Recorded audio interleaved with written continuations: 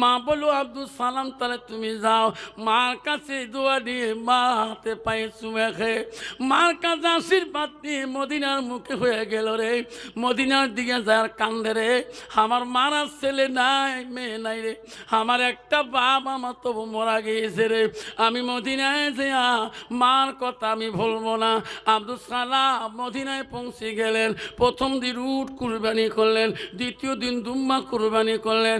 করতে করতে দুম্বা কুরবানি করতে করতে উট কুরবানি করতে করতে মাঝে মাঝে মার কথাটা মনে পড়ে যায়। আমার মা বলছে রে, মদিনার মায়া তুই আমাকে ভুলিস না। আব্দুল সামাদ আর কুরবানি করে না, ছুরিটা ব্যাগের মধ্যে ভরাইলেন, সঙ্গে সঙ্গে বেডিং পথ বানিয়া বাড়ি মুখে রওনা হয়ে যায়। আমি আমার মাকে কদিন থেকে দেখি না রে, যা পয়সা নজর না নিচ্ছে এলে হয়ে যাবে। বাড়ি মুখে আসতেছে আব্দুল সামাদ। আস্তে আস্তে বেলা ডুবিয়ে গেল, ঈশান নামাজের টাইম কাছাকাছি এসে যায়। তবু রাস্তারও কত কিলোমিটার দূরে আছে। এমন সময় মসজিদে ঈশান আজান শোনা যায়। মাইকের মধ্যে বড় বড় আওয়াজ আসতেছে, জোরে জোরে আওয়াজ কে দেয় গো? আল্লাহু আকবার, আল্লাহু আকবার। আব্দুল সামাদ মনে করলো আমি সারাদিনে জামাতে নামাজ পড়তে পারি নাই, আমি এইবার ঈশান নামাজটা মনে হয় সামনে মসজিদ আছে, ওই যে মুয়াজ্জিন আজান শোনা যায়, আমি কমপক্ষে আমি ঈশান নামাজটা জামাতে পড়িয়ে যাবো। যত জোরে যায় খালি মসজিদ আর পায় না। আজান শেষ হয়ে গেল, মসজিদ কাছে মেলে না। আজানটা সোজাই শুনলো, আবার জোরে যায়, তবু মসজিদ কাছে নাই। গেতে গেতে মসজিদের কাছে পৌঁছে গেল। মসজিদে ইমাম সাহেব ফরজ নামাজের সালাম ফিরি দিলেন। সর্বনাশ, এই মসজিদে আজান শুনছি। উনি মসজিদের বারান্দায় ঢুকলেন, বেডিং ভর্তি নিয়ে ইমাম সাহেব সালাম ফিরিয়ে দিলেন। জামাতে পড়তে পারলেন না, মনে আফসোস থাকি গেল। আল্লাহ রসুল বলে গেছে, হাদিস শরীফ আছে, খুলে দেখবেন, কোনো মানুষ যদি সহি নিয়তে ওই মসজিদে নামাজ পড়বে নিয়তে যায়, যদি জামাত না পায় ইখলাসে নিয়তে যায়, আল্লাহ রসুল বলছে তার নামে আল্লাহ ফরজের সমতুল্য তার আমল নামে লিখে দিবে। জোরে বল সুবহানাল্লাহ। জামাত না পাওয়ার পায়, কিন্তু জোরে গেছিল, পায় নাই, কিন্তু ওনার ভাগ্য খারাপ, টানতে ব্যতিক্রম হয়ে গেছে। রসুল বলে সেই লোকটা ফরজের সব পাবে, জামাতের সব পেয়ে যাবে। আব্দুল সামাদ মনে করলো নামাজ তো জামাত পাইলাম না, একাই তো পড়তে হবে। সবাই নামাজ পড়ি বাড়ি মুখে যায়, এনার তো কেউ চেনে না। কারণ মসজিদে কোনো মানুষ মুসাফিরদের নামাজ পড়তে বাধা দিতে পারবে না। জামাই মসজিদ হলে ভিতরে তালা মারবে, বারান্দা খোলা থাকবে। তাই ইনি উজুখানায় চলে গেলেন। সবাই বাড়ি মুখে চলে গেলেন, গ্রামের মানুষ। ইনি উজু করবে, বিসমিল্লাহ বলে উজুর পানি হাতে নিলেন। এমন সময় হাত ধুলেন, মুখে খালি পানি মারবে। এমন সময় একটা আওয়াজ পাঠিয়েছে মসজিদের পিছন থেকে, আমাকে বাঁচান, আমাকে বাঁচান, আমাকে মারলো। রে কেউ তো নাই এখানে, মসজিদ তালা মারা, সবাই তো বাড়ি মুখে গেলেন। উজু করা বাদ দিয়ে মসজিদের পিছন দিকে দৌড় মারলেন। দড়ি দেয়া দেখে একটা মানুষ আর একটা মানুষের কাল্লার মধ্যে ছুরি বাজে দিচ্ছে। আব্দুল সামাদ ভাই, ভাই রে ভাই, ছুরি মারিস না রে ভাই, এই লোকটা জবাই করিস না রে ভাই, পাপ হবে, জাহান্নামে চলে যাবা। এই মানুষটা জিন্দাতে মারিস না। এত অনুরোধ করলো, এই ঘোরালা লোকটা, এই লোকটাকে কাল্লাটা দুখণ্ড করে ফেলে ঘোড়া নিয়ে দৌড়াল। আব্দুল সামাদ উজুখানায় চিনতে বলল। সব লোক তো বাড়ি মুখে এখনে গেল। চিকুর দেয় গ্রামবাসীরা, গো তোমার সমাজে খুন হয়ে গেল ভাই। আমি একটা মুসাফির মানুষ, আমার বাড়ি বহু দূরে ভাই, আমি চিনি না এই সমাজের কোন মানুষটা খুন হলো। যে লোকগুলো নামাজ পড়ি বাড়ি গেল, আমার আওয়াজ পাঠিয়েছে মসজিদে, কে খুন হলো গো? ওই নামাজিগুলা, ওই মুসাল্লিগুলা আবার মসজিদ মুখে রওনা হলো। আসি দেখে যে লোকটা উজুখানায় দেখে গেছে, ওই লোকটা চিৎকুর দিতেছে। বলো ভাই চিৎকুর দেও কেন, কি হলো আমার এখানে? ভাই তোমার মসজিদের পিছনে একটা লোক লোক মার্ডার হয়ে গেল, লোকটা চিনি না কোন দেশে বাড়ি, লোকটা খুন করে চলে গেল। তোমার এলাকার লোক না অন্য লোক, যে লোকটা মার্ডার হলো তোমার এলাকার অন্য এলাকার গ্রামের মানুষ যা দেখে অন্য গ্রামের না, ওই গ্রামের যাই মহৎ, ওই গ্রামের যাই দোয়ানি, ওই লোকটা খুন হয়ে আছে। সবাই বলল ভাই খুন করতে তুমি ছিলি তো? আমি বাধা দিছিলাম। লোকরা দেখতেছে যে লোকটা কয় আমি বাধা দিছিলাম, দেখে তার গায়ে মাথা রক্ত দাগ, পাঞ্জাবি রক্ত দাগ, ঝোলাটা মসজিদের বারান্দায় রক্ত মাখা ঝোলা, দেখে ছুরির মধ্যে রক্ত লাগা। ভাই তুমি মারলি নাকি? না আমি মারি নাই। তাহলে রক্ত কেন গায়ে তোর? ছুরির মধ্যে রক্ত দাগ কে? কাপড়ের ঝোলার মধ্যে রক্ত কে? না ভাই আমি কষাই, আমি মদিনায় কুরবানি করতে যাই। না না না, তুমি ছাড়া কেউ মার্ডার করে না। সবাইকে বলল ধরো ধরো পিটাই করো, সবাই ধরল রে। আব্দুল সালামের রক্তমাখা ছুরিটা মোছার সময় পায় নাই, মার কথা বলে বলছি রে, ওই রক্ত মাখা ছুরিটা ঝোলার মধ্যে নিয়ে বাড়ি মুখে রওনা হয়ে গেছে। এখন ওই রক্ত মাখা ছুরির সাক্ষী প্রমাণে ইনি একজন মানুষ খুনি হয়ে গেল। সবাই মার শুরু করে দিল, সবাই পিঠাই শুরু করে দিল, মারতে মারতে মসজিদের জমিনে ফ্ল্যাট করে দিল। সবার কাছে কান্দে হাত জোর করে পা ধরে ভাই আমাকে মারেন না ভাই, আমি খুন করি নাই, আমি মার্ডার করি নাই, আমাকে 2 রাকাত নামাজ পড়তে দাও ভাই, আমি আমার জীবনে 1 ওয়াক্ত নামাজ কায়দা করি নাই। যেরকম সুবহানাল্লাহ। সবাই বলছে না এই মসজিদে ঢুকতে দেব না, তুমি একজন খুনি মানুষ, এই মসজিদে নামাজ পড়তে পারবা না। সবার কাছে পা ধরে বলে ভাই রে আমাকে মারি শেষ করেন না ভাই, এই জগতে পৃথিবীর আমার আপনজন কেউ নাই, আমার বাপ নাই, আমার ভাই নাই, ভাইরে আমার একটা শুধু মা আছে রে ভাই, তোমরা যদি বাড়ি শেষ করে দাও আমার মাটাকে আমি দেখতে পারবো না। বাবারে আমার অল্প সময় দাও, তোমার কাছ থেকে বাঁচার জন্য আমি আমার মাটাকে 1 নজর দেখি মরতে চাই, তার আগে আপনারা মারবেন না। সবাই বলল আর মারেন না। সবাই বলল তোর হাতে রশি লাগান। সবাই কোমরে রশি লাগাইলো, হাতে রশি লাগাইলো, টানি টানি নিয়ে ওই দেশের খলিফা, ওই দেশের বাদশার কাছে পৌঁছে দিলেন। বাদশা বলল কি হয়েছে, এনা মারছেন কেন? ও খলিফা ও বাদশা, ইনি একজন আমার গ্রামের মসজিদের মহৎ মানুষকে জবাই করেছে। প্রমাণ কি? দেখো তার ছুরি আছে রক্ত মাখা, ঝোলা আছে রক্ত মাখা, গায়ে মাথায় রক্তর দাগ, আমরা মুসাল্লি নামাজি মানুষ, আমরা নিজে দেখিয়েছি। বাদশা বলে, জমিদার বলে, খলিফা বলে, আপনার যখন আল্লাহওয়ালা লোক, তোরা যখন দেখছেন আমি এইরকম নেই বিচারক, আল্লাহ নবী বলছে কাল কিয়ামতের ময়দানে 7 শ্রেণীর মানুষ আল্লাহর আরশের ছায়ার তলে থাকবে, তাতে 1 নম্বর হলো নেই বিচারক বাদশা। যেরকম সুবহানাল্লাহ। তাই ন্যায় বিচার করবে কোন তো বাবা? বর্তমান সমাজে কোনো ন্যায় বিচার আছে? যেরকম আছে টাকা যদি বিচার সে দি, মস্তান যদি ফয়সালা সে দি, ঠিক না ঠিক? বাবা টাকা যদি ফয়সালা সে দি, মস্তান যদি রায় সে দি, পার্টি সে দি, জয় সে দি, এই তো ন্যায় বিচার। ওই বাদশা, ওই জমিদার, ওই খলিফা বলল, কাজী বলল আমি ছাড়বো না, এনারা জন সাক্ষী আছেন, আসামিকে নিয়ে আমার লোকাবে কারাদণ্ডে রাখি দাও। বাদশা বড় নামাজি ছিলেন, আল্লাহওয়ালা ছিলেন, ঈশান নামাজ পড়া হয়ে গেল। বাদশা রায় দিয়ে দিল, কাজী রায় দিয়ে দিল, কতল বিল কতল, যারা কতল করে তার বিপরীত আমি রায় দিয়ে দিলাম, তাওকে কতল করা হবে। ফয়সালা হয়ে গেল। বাদশা বলল, কাল সকালবেলা এ আসামিকে আমি নিজ হাতে জবাই করে দেব।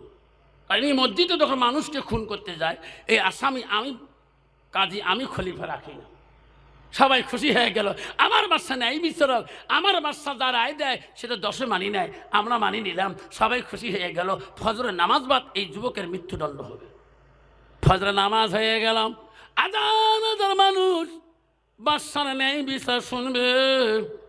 জেন্দা মানুষকে বাদশা কেমন করে খুন করে। চলো চলো চলো দেখতে যাই। মসজিদে জায়গা দেয় না। ফজর বাদ বাদশা মন্ত্রিনীকে বলো, মন্ত্রিনী রে, কেন মহারাজ? যাও যাও, ওই যুবক কারাদণ্ডে আছে, ভালো করি গোসল দিতে বলো, 2 রাকাত নফল নামাজ পড়তে বলো। কি খাতে চায়, কি বলতে চায়, জন্মের শুনে এসো, লাস্ট জন্মের খানটা দিয়ে দাও। কিছুখানের মধ্যে বাদশা, আমি জনগণকে কথা দিছিলাম, আমি কতল করে দেব, এই জগতে আর রাখবো না। মন্ত্রী চলে গেলেন। যুবকের কাছে আব্দুল সালাম কাঁদতেছে কারাদণ্ডের ভিতরে, 2 চোখ দিয়ে পানি পড়িতে পড়িতে চোখ ভিজে গেতেছে। মন্ত্রী বলল, যুবক রে, কান্দি লাভ হবে না, আমার বাদশা আমার কাজী, যেটা রায় দেয় কেউ খণ্ড করতে পারবে না। এই যুবক, তাড়াতাড়ি গোসল করে নে, পবিত্রতা হয়ে নে, নামাজ পড়ি নে, নফল নামাজ, জন্মের শেষ নামাজটা পড়িয়ে নে। যুবক বলো, সব করব আমি। ও মন্ত্রী, আমি সব করব, খাবার কি মন চলে তোর, খায়া নে জন্মের। তখন বলছে, খো মন্ত্রী, আমি সব কিছু করব, আমি খানা খাবো না। আমার একটা বাদশার কাছে আপত্তি থাকবে, একটা আরজি থাকবে, আমার একটা আবেদন থাকবে। এই কথাটা বাদশাকে যে বলতে পারবেন। মন্ত্রী বলছে, বল বল, তোর মনের আবেগ যা আছে তাই বল, আমি বাদশার কাছে ফয়সালা নেব। উনি বলল, ও মন্ত্রী রে, আমি মরি যাওয়া রাজি আছি, আমাক খুন করবে তবু রাজি আছি, আমাক শেষ করবে তবু রাজি আছি, কিন্তু আমার কথা, বাদশা খুন করার আগে আমাক অল্প সময় দিবে। কি, আমার মরণের আগে আমি আমার মাটাকে এক নজর দিকে বাদশার কাছে বলতে গেলেন। সব কথা খুলে বলল, মহারাজ, ওই আসামি মরণার জন্য রেডি, কতলের জন্য রেডি, সব রাজি আছে, উনি কিছু খাইতে চায় না।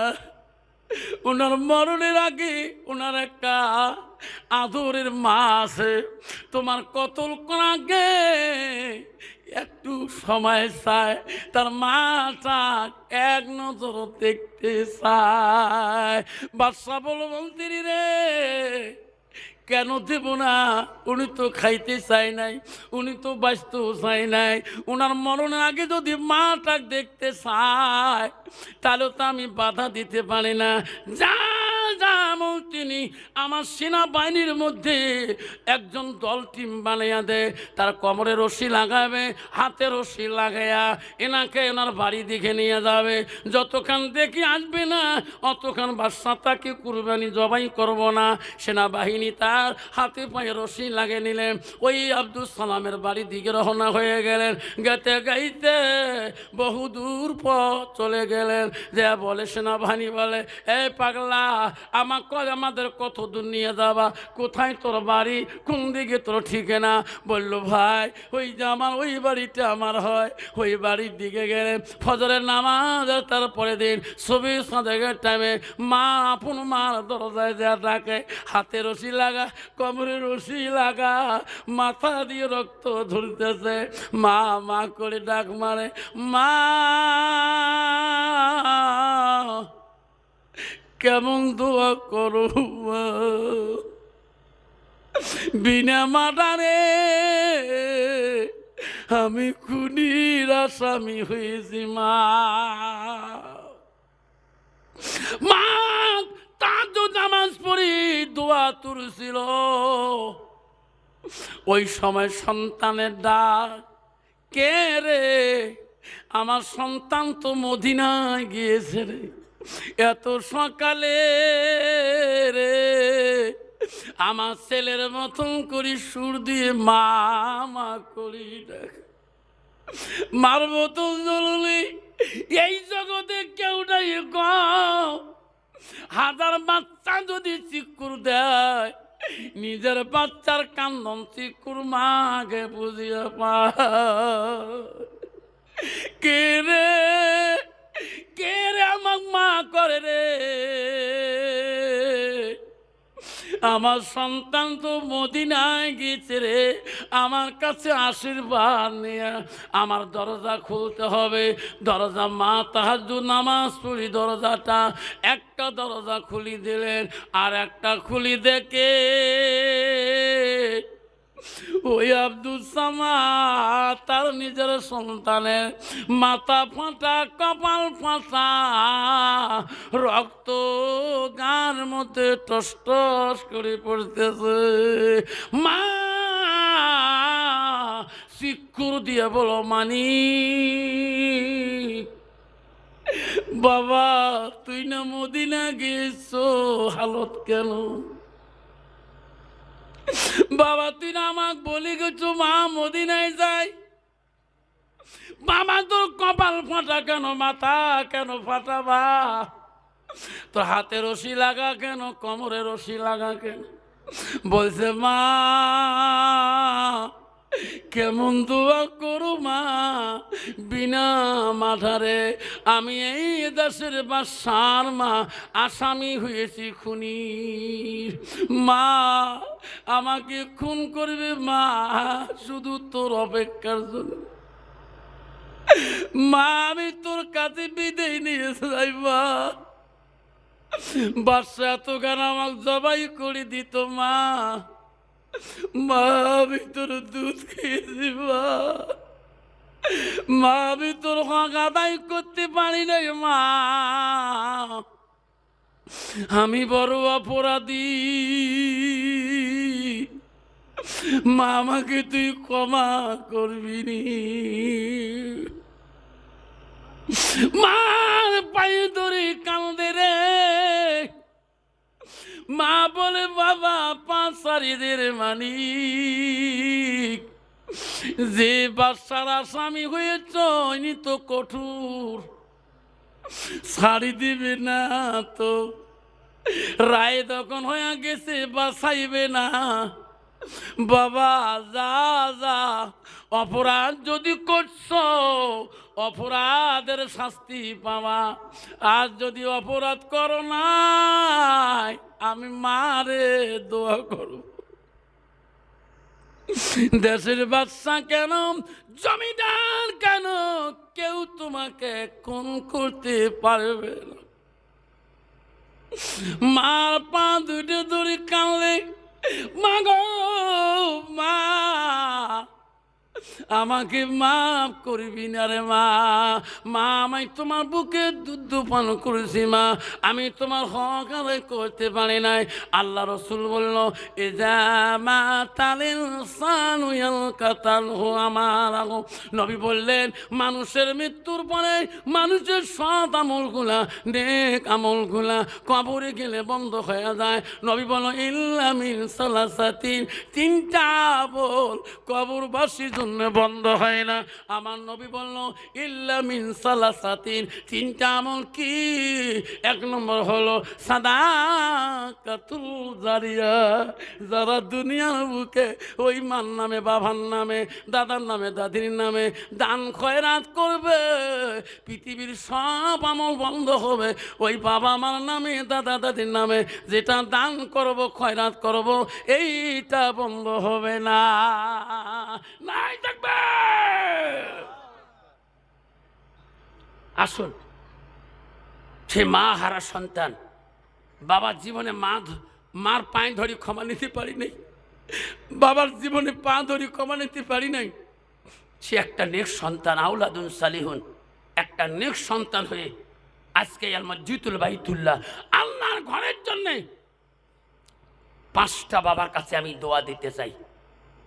আমি 5টা বাবার কাছে দোয়া দিয়ে যাব। আমি রাতে চলে যাই, মুসাফির মানুষ। 5টা বাবা 10,000 কোটি টাকা দেনওয়ালা। তারপরে দেখা যাবে আব্দুল সালামের মা ওনাকে মাপ দেয় কিনা, আব্দুল সামাদের মা ওনার দোয়া বাঁচবে কিনা, ওনার দোয়া আল্লাহ কবুল করবে কিনা। তাই বাদশার দরবার থেকে ওনাকে জবাই করবে না, রেহাই দিবে, শুনতে পারবেন। আসুন 5টা বাপ, আসুন 10,000 টাকা করি এই মসজিদের জন্য, মার নামে, বাবার নামে, দাদার নামে। ওরে শুকুর আলী রে, ওরে সাইফুল ইসলাম, ওরে শরীকুল, মুয়াজ্জে মোজাম্মেল, ওরে রফিকুল, মফিদুল, সুলতান বাদশা, বিশ্ব নবীর আদরের কলিজার মণি হযরতে ফাতেমাতুল জহিরা 2 আদরের সন্তানকে হাসান হোসেনকে ডাক মারে, বাবা আমার কাছে তোমরা 2 ভাই আসো। দোনো ভাই আসলেন, খুব আদর করে দোনো সন্তানকে।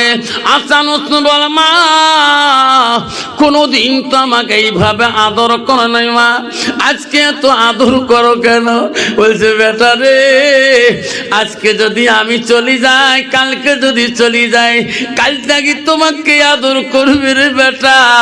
তোমার নানাজি যাবার বহুদিন হয়ে গেল, আমি ফাতেমা থাকতে পারি না। আমার আব্বা আমাকে ডাকিয়েছে, দোনো ভাইকে ডাকি নিয়ে যে সুন্দর করে গোসল করিয়া দেয়। হাসান বলে, মা আজকে এত সুন্দর দোনো ভাইকে কেন গোসল করে দিস মা? কোনোদিন তেমন করে গোসল করে দাও নাই। ফাতেমা বলছে, বেটা রে বেটা, আজকে দেরি আমি রাতে ফাতেমা চলে যাই, কালকে তোমাকে গোসল করে দিবে। বেটা রে, জনমের গোসলটা দিয়ে দে, আমি তোমার মা আর গোসল করে দিতে পারবো কি না? ও বেটা, আমার শেষ গোসল। দোনো ভাই কাঁদতেছে। হযরত আলী বাড়িতে আসলেন, আসার সাথে দোনো ভাই দৌড়ি দেয়া আব্বাকে বিচার দিল, আব্বা আমার মা আমার এইভাবে কথা বলে কেন? কি বলছে? মানিক বাবা, আমার নানা কবরে চলে গেছে, আমার আম্মাও বলে কবরে চলে যাবে। আব্বা আজকে আমার আম্মা আমার দুনো ভাইকে এত আদর করে কেন, এত সুন্দর করে গোসল দিল কেন? আলী বলছে, ফাতেমা রে আমার মানিক দুইটা, তুমি কি বলছো? স্বামীকে আমি কিছুই বলি নাই, তাহলে কাঁদছে কেন সন্তান দুইটা? হযরত ফাতেমা বলছে, আলী আমার মহব্বতের স্বামী হও তুমি, আমি ফাতেমা যদি ইন্তিকাল হয়ে যায় আমার রাতারাতি তুমি কবরবাসী বানাইয়া দেবা। আলী বলছে, কেন?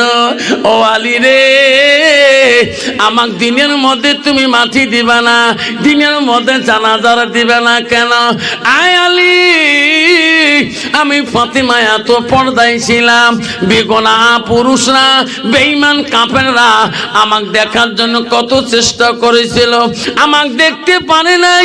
আমি মরার পরে ওই বেঈমানরা মুসলমানের রূপ নিয়ে যদি আমার জানাজারে শরীক হয়ে যায়, আমার লম্বা চওড়া যদি দেখি খারাপ কল্পনা করে, আল্লাহ ফাতেমাকে কিয়ামতের ময়দানে পর্দার মূল্য দেবে না। হযরতে ফাতেমা রাত্রিকাল অসুস্থ হয়ে গেল। হযরত আলী তার চাচা আবু যর গফফারিকে ডাক মারল, চাচা গো, তোমার বহুমা দুনিয়া থেকে বিদায় নিয়ে চলে গেল। চাচা, তোমার বহুমা বলে দিছে রাতারাতি তার কবর সমাধা করতে হবে, তাড়াতাড়ি তার কবরটাকে তৈরি করো। হযরত আবু যর গফফারি ফাতেমার কবর খোঁড়ার জন্য চলে গেলেন। কবর খুঁড়িয়া আবু যর গফফারি কবরের সামনে বয়ান করে বলে, কবর, তুমি জানো কি আজকে কে থাকবে এখানে?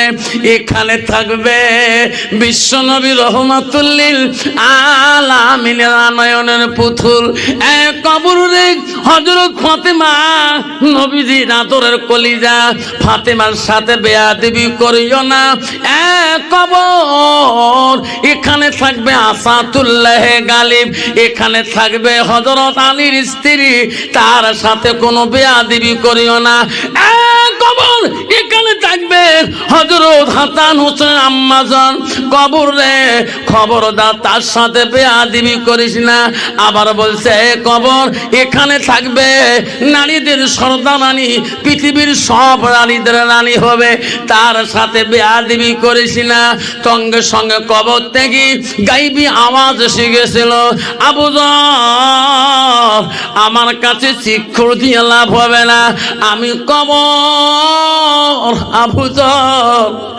আমি নবীর বেটিকে চিনি না আমি আলীর স্ত্রীকে চিনি না আমি হাসান হোসেন মাকে চিনি না আমি নারীদের সর্দারানীকে চিনি না আবু যর মনত রাখি দে রে ইনি যদি নবীর বেটি হয় আমল যদি ঠিক হয় আমার কবরে সৎ ব্যবহার পড়বে আমল যদি বিঠিক হয়ে যায় আমি কবর কাউকে রেখাই দেই না ডান দিকের হাত বাঁ দিকে বানিয়ে দেব বাঁ দিকের হাত ডান দিকে করিয়া দেব এই কথা শোনার সাথে সাথে আবু যর গফফারি চিৎকার দিয়ে ওই কবর থেকে চলে গেছে রে সারা জীবনটা চলে গেছে আবু যর জীবনে আর ঘর সংসার করে নাই কবরে চিন্তা করতে করতে আবু যর গফফারি দুনিয়া থেকে বিদায় নিয়ে গেছে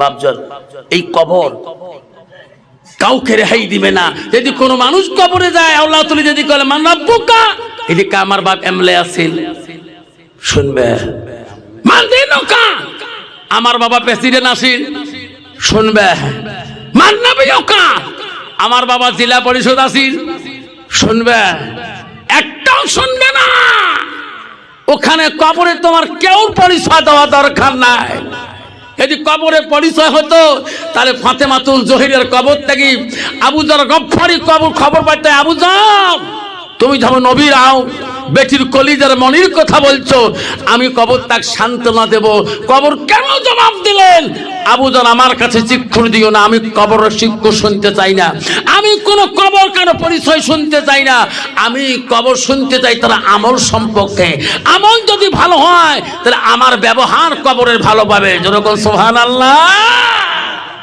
বিশ্বনবী রাসূলুল্লাহ একদিন বাড়িতে চলে গেলেন যা দেখে তার বিবি হযরতে মা আয়েশা সিদ্দিকা আম্মাজান নবীজির 3 নম্বর স্ত্রী কথা বলছিলেন কি মা আয়েশা সিদ্দিকা আম্মাজান আমার মা বলে শুনি রাখো হযরতে আয়েশা কে ছিলেন আয়েশা ছিলেন মদিনার প্রথম সরকার প্রথম গভর্নর প্রথম রাষ্ট্রপতি চাল্লাওয়ালা প্রথম খলিফাতুল মুসলিমিন আবু বকর দ্বিতীয় কন্যা ছিল হযরতে মা আয়েশা সিদ্দিকা আবু বকরের প্রথম মেয়ের নাম ছিল আসমা আর দ্বিতীয় মেয়ের নাম ছিল আয়েশা হলো নবীজির তৃতীয় স্ত্রী তো হুজুর পঞ্চম স্ত্রীকে হাফসা মদিনার দ্বিতীয় রাষ্ট্রপতি ছিল মদিনার খলিফা হযরত উমরের মেয়ের নাম ছিল হাফসা হলো নবীজির পঞ্চম স্ত্রী তার রাষ্ট্রপতির মেয়েদেরকে রাসূল বিয়ে করেছে যেরকম সুবহানাল্লাহ তাহলে মা বোনেরা তাহলে হযরতে আয়েশার কত বড় গৌরব থাকা দরকার যেরকম ঠিক না বেঠিক বর্তমান যুগের নারী যদি স্বামী কমজোরি হয় গরিব হয় ওই স্বামীকে কোনোদিন নারীরা ভালো পায় না যেরকম ঠিক না বেঠিক স্বামী 14 গোষ্ঠী হাত দেয় বলে তোর বাবার কি আছে আমার বাবা 3 তলা বাড়ি 2টি এসি গাড়ি চলি আমি আমার বাবা তোর সাথে বিয়ে দিয়েছে কি তোর আছে মা বোনেরা খবরদার আল্লাহ রাসূল বলছে ওয়া যাওজুহা কবরস্থানে যা খাদিজার কবরের পাশে যা কাঁদতেছে আর বলছে আল্লাহ আমার খাদিজা কেমন আছে আল্লাহ যেদিন থেকে খাদিজা কবরে চলে গেছে আল্লাহ ওদিন থেকে আনহারা দিন যখন তোমার স্বামীটা বাড়িতে আসবে তোমার কথার দ্বারায় মিষ্টির দ্বারায় স্বামীকে তুমি আপন করিয়ে নাও, কাছে নিয়ে নাও। তোমার কথা যদি স্বামী খুশি হয়ে যায়, মা আল্লাহ রসুল বলল দাখালাতিল জান্নাত, সেই মেয়েটা হবে জান্নাতি। জোরে কোন সুবহানাল্লাহ। কারণ বাপজন আজকে ওই মেয়েটা কেন স্বামীর দাম দিতে চায় না, স্বামীর সাথে কথা বলতে চায় না? কারণ মেয়েটার ভিতরে আল্লাহর কোরআনের অভাব, ওই মেয়েটার ভিতরে নবীর হাদিসের অভাব। আল্লাহ রসুল বলল মান সালাকা তারিকান ইলতামিসু ফি ইলমান, যদি উনি ইলম শিক্ষা করত, সুবহি মুক্তবে গেত, মাদ্রাসায় গেত, ওই মেয়েটা কোনোদিন স্বামীর সাথে তকাব্বুরি কথা বলতো না। জোরে কোন ঠিক না ঠিক? বিশ্ব নবীর বাড়িতে যা দেখে আয়েশা সিদ্দিকা রান্না করেছিলেন। নবীজি যাওয়ার সাথে আয়েশার একটা গুণ ছিল, কিতাবে আছে, নবীজি যাওয়ার সাথে সাথে আয়েশা তৎক্ষণাৎ খাবারের ব্যবস্থা বানা করে দিত। জোরে কোন সুবহানাল্লাহ। কিন্তু বাবা বর্তমান যুগের নারী স্বামী বাড়ি গেলে বাবা সগারের কাছে হুজুর হওয়া যায়, সগারের কাছে পিসাব হওয়া যায়, সগারের কাছে এমএলএ সাহেব হওয়া যায়, সবার কাছে মোল্লা সাহেব হওয়া যায়, সবার কাছে মুফতি সাহেব হওয়া যায়, সবার কাছে ম্যাজিস্ট্রেট হওয়া যায়, সবার কাছে স্যার হওয়া যায়, সবার কাছে সব কিছু হওয়া যায়, পিসাব হওয়া যায়, আমির সাহেব হওয়া যায়, মোল্লা সাহেব হওয়া যায়, কাউন্সিলর সাহেব হওয়া যায়, প্রেসিডেন্ট সাহেব হওয়া যায়, বিবির কাছে হওয়া বড় কঠিন।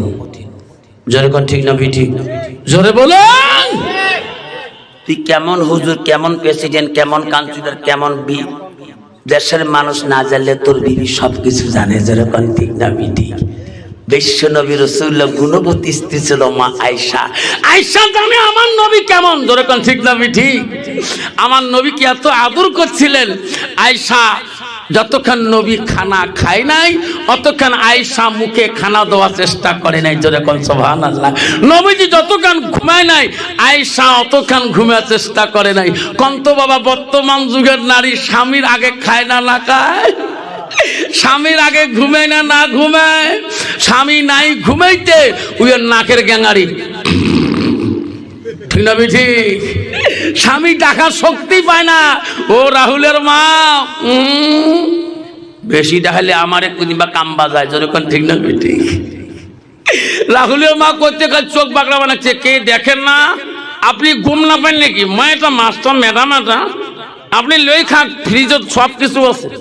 বেসাতে এমনি বউ দেখি ভয় খায়। যেরকম ঠিক না ঠিক?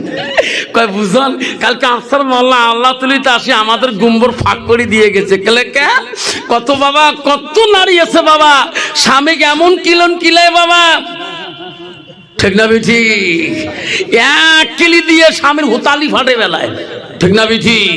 কন্ত বাবা কোন নারী যদি স্বামীর হুতালি ফাটে ফেলায়, কন্ত ওই স্বামী কোনোদিন আওলা তুলিত কবে মরবো মৌবো নাক ফাটে দিছে কবে? কোনদিন জীবন গেলেও কবার নয়। এই যে দেশের নেতাও হয় তাও কবার না। যেরকম ঠিক না ঠিক? কয় বুঝন কালকে আফসার হুজুরের কথা শুনি, হুজুর কালকে আওলাতুলির সভা শুনবে গেছি, বউ 1 মাস আগের ঘটনা। কে? রাহুলের বাবদ এমন ঠিকুন ঠিকেছ, বেসা দাঁত লাগিয়ে গেছে, ওর তোর ফাড়ে ফেলাইছ। হুজুর কোনোদিন আমার স্বামী বুঝন আমার আওলাতুল হোক কাউকে বলে নাই, কালকে হুজুর কথাগুলো সব ফাঁস করে ফেলে দিল। বউ কলজা খাই থর থরে কাঁপে।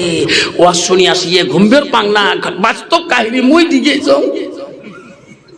ওই দিন থাকি কথাবার্তাও কয় না, ভাত দিলে খায়, না দিলে না খায়, জল করে দেয়। কালকে আসিয়া কম স্বামী গো যা ভুল করছো মাফ করে দেও, যেই পাপ চাইছ সঙ্গে সঙ্গে মাফ করে দিল।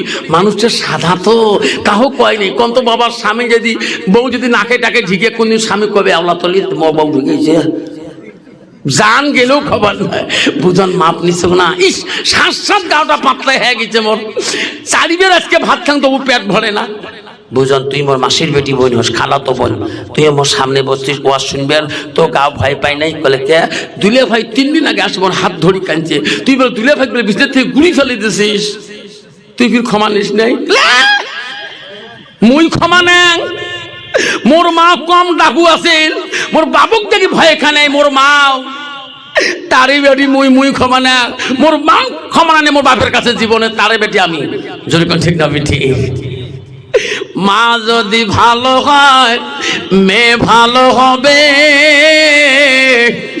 মেয়ে যদি ভালো হয় রে মা ভালো হবে, মাস্টার যদি ভালো হয় ছাত্র ভালো হবে, ছাত্র যদি ভালো হয় রে মাস্টার ভালো হবে, ইডি যদি ভালো হয় ফার্মা ভালো হবে, ফার্মা যদি ভালো হয় রে ইডি ভালো হবে।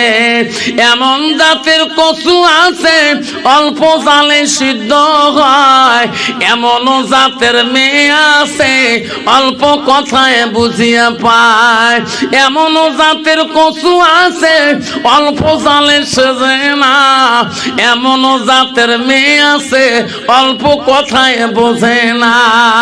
বাপ ভালো তার ছেলে ভালো, মাও ভালো তার জি, গাই ভালো তা বাছুর ভালো, দুধ ভালো তার ঘি। জোরে কোন ঠিক না বেঠি? জোরে বলুন। আব্বাজন আমার সোনার চাঁদরা, আপনাদের কষ্ট হচ্ছে নাকি বাবা? জোরে বলুন। কার কার কষ্ট হয় হাত তুলে দেখায়, তাকবীর লাগাবো না? তাকবীর। বিশ্বনবী রাসূলুল্লাহ বাড়িতে আসলেন, আসি দেখে বিশ্বনবী স্ত্রী মা আয়েশা আম্মাজান খাবারের ব্যবস্থাপনা করে দিয়েছিলেন। নবীজি খানা খায়, ওই দিন নবীর কাছে গোশ খাতি দিয়েছিলেন। আয়েশা সমস্ত গোশ নবীর কাছে খেয়ে শেষ করলেন। যেরকম সুবহানাল্লাহ। আয়েশা গোশ খায় আর হাড্ডিগুলা রেখে দেয়, আমার নবী আয়েশার কামরা হাড্ডিগুলা চুষি চুষি রস খায়। যেরকম সুবহানাল্লাহ। নবীজির স্ত্রী মা আয়েশা যখন পানি পান করে, নবীজি দেখলে আয়েশা যখন পানি খেয়ে থুয়ে দেয় মশকটা, আমার রাসূল ওই দিকে ঠোঁট লাগে লাগে পানি পান করে। যেরকম সুবহানাল্লাহ। মা আয়েশা আম্মাজান বলছে, ও রাসূলুল্লাহ আপনি বিশ্ব নবী রহমাতুল লিল আলামিন, আমি গুজগুলো আগে খেয়ে শেষ করে দিলাম। ওগো নবী আপনি আমার কামরা হাড্ডিগুলো কেন খাইলেন? ওগো নবী আমি যেদিকে ঠোঁট লাগে পানি পান করলাম, আপনি ওই দিকে কেন ঠোঁট লাগে পানি পান করলেন? নবী বলে, আয়েশা তোমার কামরা হাড্ডি যদি আমি খাই, আমার কামরা হাড্ডি যদি তুমি খাও, আমি যেদিকে পানি খাচ্ছি তুমি যদি ওই দিকে পানি খাও, আর তুমি যেদিকে পানি খাইছো আমি নবী ওই দিকে যদি পানি খাই, আল্লাহর কাছে সেই হাড্ডিটা রহমত হয়ে যায়, পানিটা রহমতের পানি হয়। দুনিয়ার বুকে আমার উম্মত উম্মতিরা স্বামী স্ত্রী খাবে, আমি রাসূলুল্লাহ খুশি হয়ে যাব। জোরে কোন সুবহানাল্লাহ। জোরে বল সুবহানাল্লাহ। কন্ত বাবা বর্তমান যুগের নারী স্বামীর আইটে বস্তু খায় কি? জোরে কোন খায়? স্বামীর আইটে বস্তু খায় না। মেয়েদের মধ্যে গল্প করে বুঝল, কালকে আফসান মালনা করেছে স্বামীর আইটে বস্তু খোয়া লাগে। তুই খাস না? তো খাং না, পুরুষ লোকের খাং, কে কার খাস? হুজুর মাখি দেয় তাই খাং। হুজুর মাখি তা বুঝুন তো, হুজুরের কাছে বুড়ি ধরছে তো, হুজুর মাখি দিলে খায়, স্বামী ছাড়া খায় না। হুজুর ভালো হুজুর নয়, ও তো সেই হুজুর ওই যে কোন পীর সাহেব খালি মাখি দিলে খায় আর স্বামীর হাতে খায় না। মা বলে না কত নম্বর হাদিস আছে, স্বামীর আইটে বস্তু খায়।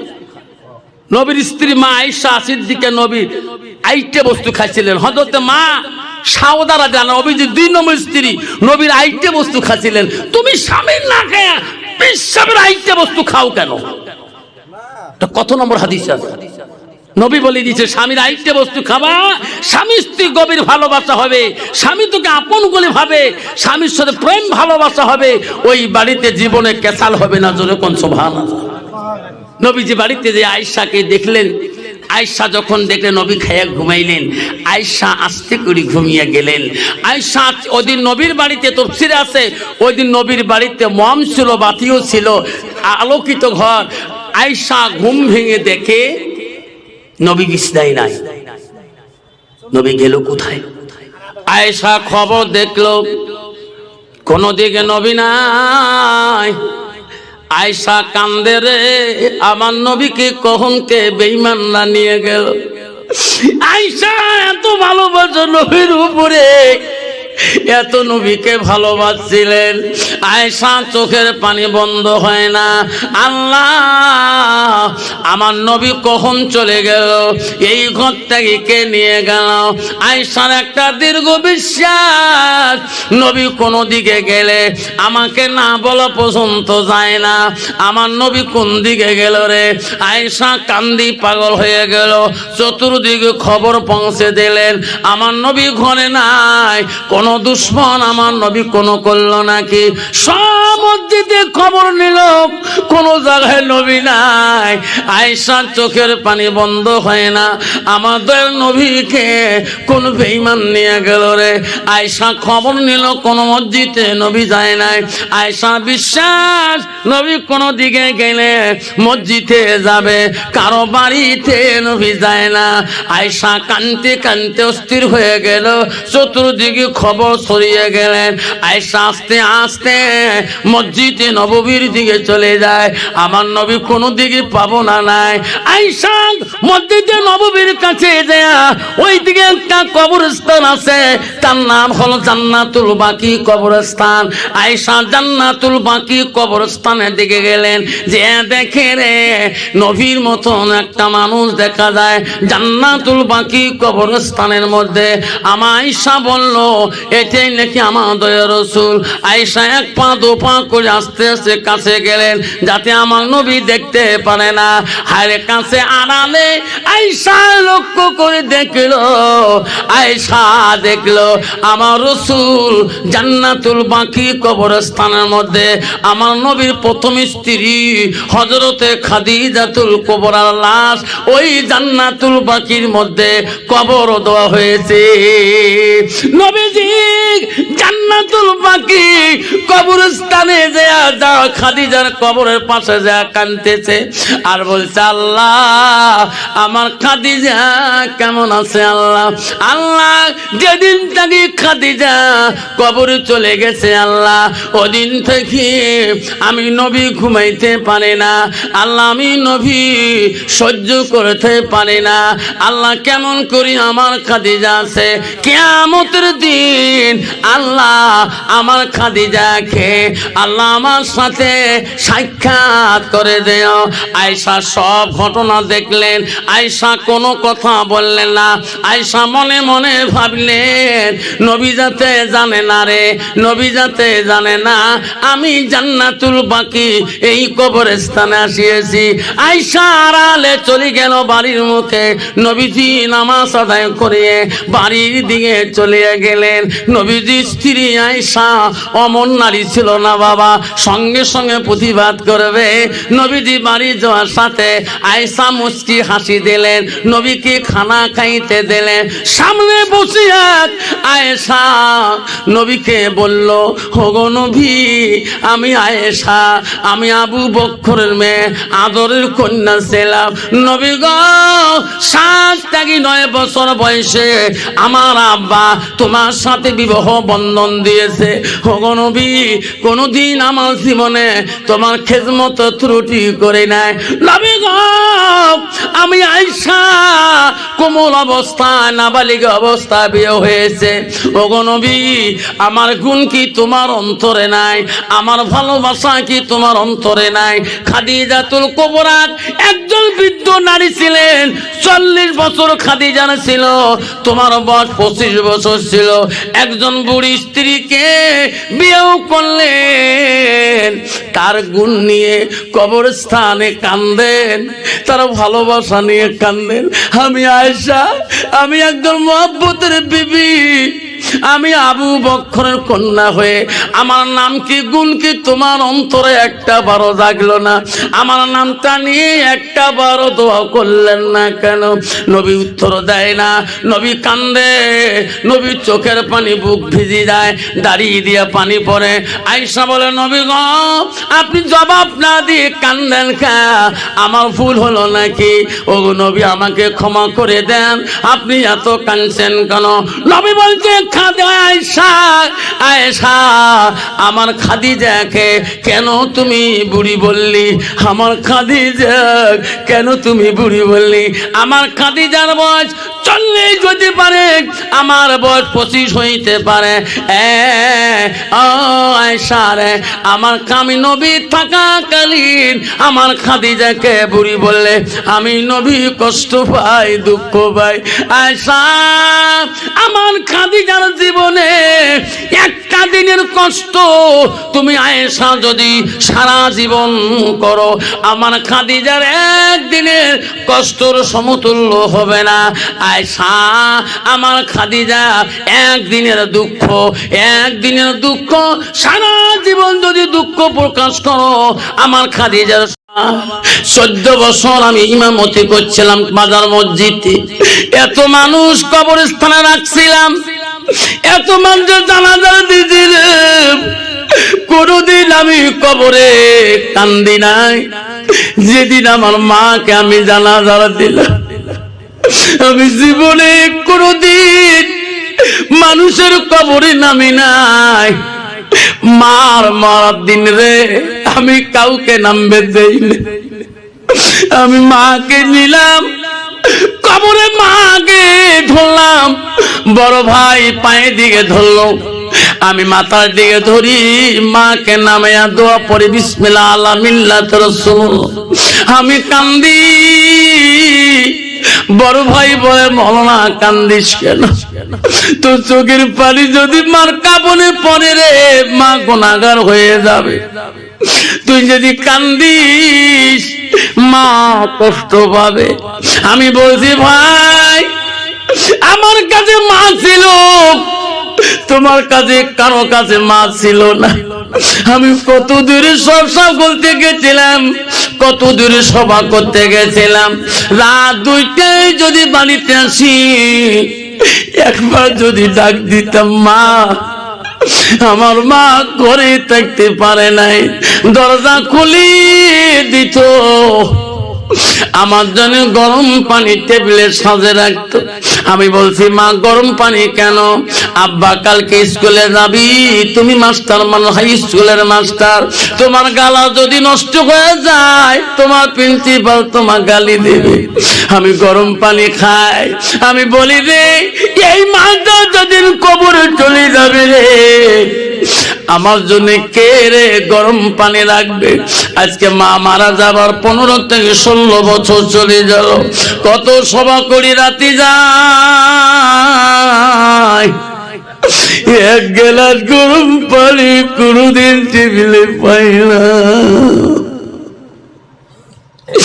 কবর দেখি গাড়ি থেকে বেরিয়ে সবার ব্যাগটা গাড়ি নিয়ে দাঁড়ায়, বেটি বলে আব্বা সভা করি যাবার সময় মনটা এত মলিন করিস কেন, দাদির কবরের দিকে বারবার তাকাস কেন? আমি বলি বেটি রে, যখন তো দাদি বেঁচে ছিল 17 বছর ওয়াজ করছিলাম, আমার মা মোটরসাইকেল নিয়ে ওয়াজ সভা করতে গেলে আমার মা না তো দাদিরা মাথায় টুপি হাত দিত, আজকে তো দাদিকে বেটি মাথায় হাত দেয় না, আমার মাথা হাত দিয়ে মানা দোয়া পড়তো, বাবা মোটরসাইকেল দিয়ে যাও, আল্লাহ তো জীবনে বিপদ দিবে না। আমি গাড়ি লোকাল সভা করলে ঈশান নামাজ পড়ি বিরেছিলাম, মা বলছে রাতে কেন যাও বাবা? আমি কছি মা বাড়ির থেকে 10 কিলোমিটার দূরে না, 9টার পরে মা আমাকে তুলি দিলে কোন 7টা বাজে। মার একটা অভ্যাস ছিল রে, মোটরসাইকেল নিয়ে বাইরে আসলে মা বাতি নিয়ে আসতো, আমাকে বলতো রাতে গাড়ি চলো, তো আমাকে ভয় লাগে, আমি গাড়ি চলে যার বলি মা তুই দোয়া করিস মা আমার কোনো বিপদ হবে না। মা বলে গেছিলাম, মার হাতের চুমা খাচ্ছিলাম, মা বলছে বাবা তুমি আমার হাতের চুমা খাও, আমি মা গো ও মা আমি তোর হাতের চুমা খাইলাম, মা তুমি দোয়া করিও মা। আমি গাড়ি যখন ছাড়ি রে মা বাতি নিয়ে দাঁড়িয়ে থাকতো রে, আমি লুকিং গ্লাসে দেখছিলাম যতক্ষণ আমার গাড়ি ব্যাকলাইট আড়াল হয় নাই, অতক্ষণ মা আমার গাড়ির দিকে তাকিয়া তাকিয়া দেখতো। এই শোনাস আওলাদুলের বন্ধুরে, ও বাবা আজকে তোমাদের মা তোমাদের বাবা, আল্লাহ রসুল বললো জামা তালেন সালয়ান কাতান হুয়া মালাহু ইল্লা মিন সালাসাতিন। নবী বললেন মানুষের মৃত্যুর পরে মানুষের সৎ আমলগুলা নেক আমলগুলা কবরে গেলে বন্ধ হয়ে যায়। আমার রাসূল বলে ইল্লা মিন সালাসাতিন, তিনটা আমল কবরবাসীর জন্য বন্ধ হয় না। আমার রাসূল বলল সাদাকাতুন জারিয়া, এক নম্বর যারা দুনিয়াতে ওই মার নামে বাবার নামে সাদকা জারিয়া করে দেবে, দান খয়রাত করে দেবে। রাসূল বলো আলমিহি ইয়ানতাফাহু বিহি শাইয়ান, যারা ইলম শিখবে অপরকে শিক্ষা দান দেবে, তার মা কবরে শুয়ে শুয়ে সওয়াব পাবে। নবী বলো আওলাদুন সালিহুন ইয়াদুলাহু, নেক সন্তানের দোয়া ওই মা বাবা কবরে শুয়ে শুয়ে সওয়াবের অংশীদার হবে। এ আওলাদুলের বন্ধু রে, আজকে তোমার মা কবরে পড়ে আছে গো, তোমার বাবা কবরে পড়ে আছে। তুমি তোমার বাবার তোমার মার হক আদায় করতে পারো নাই। নবী বলল তোমার মার হক আদায় করতে হলে, বাবার হক আদায় করতে হলে এই তুমি নেক সন্তান হিসাবে এই আওলাদুলের কবরস্থানের জন্য একটা বাবা যদি বলে হুজুর আমি এক কাঠা সম্পত্তি আমার মার নামে বাবার নামে আমি সাদকা জারিয়া করে দিলাম।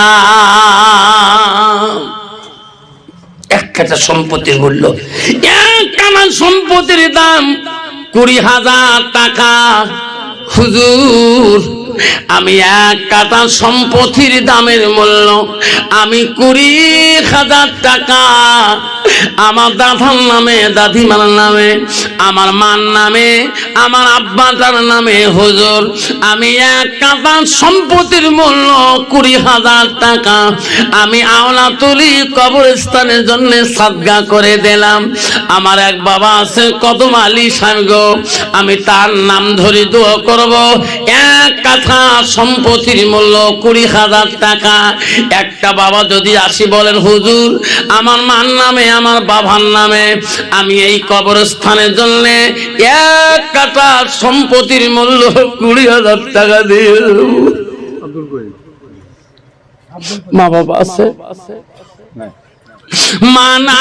মানাই বাবা নাই রে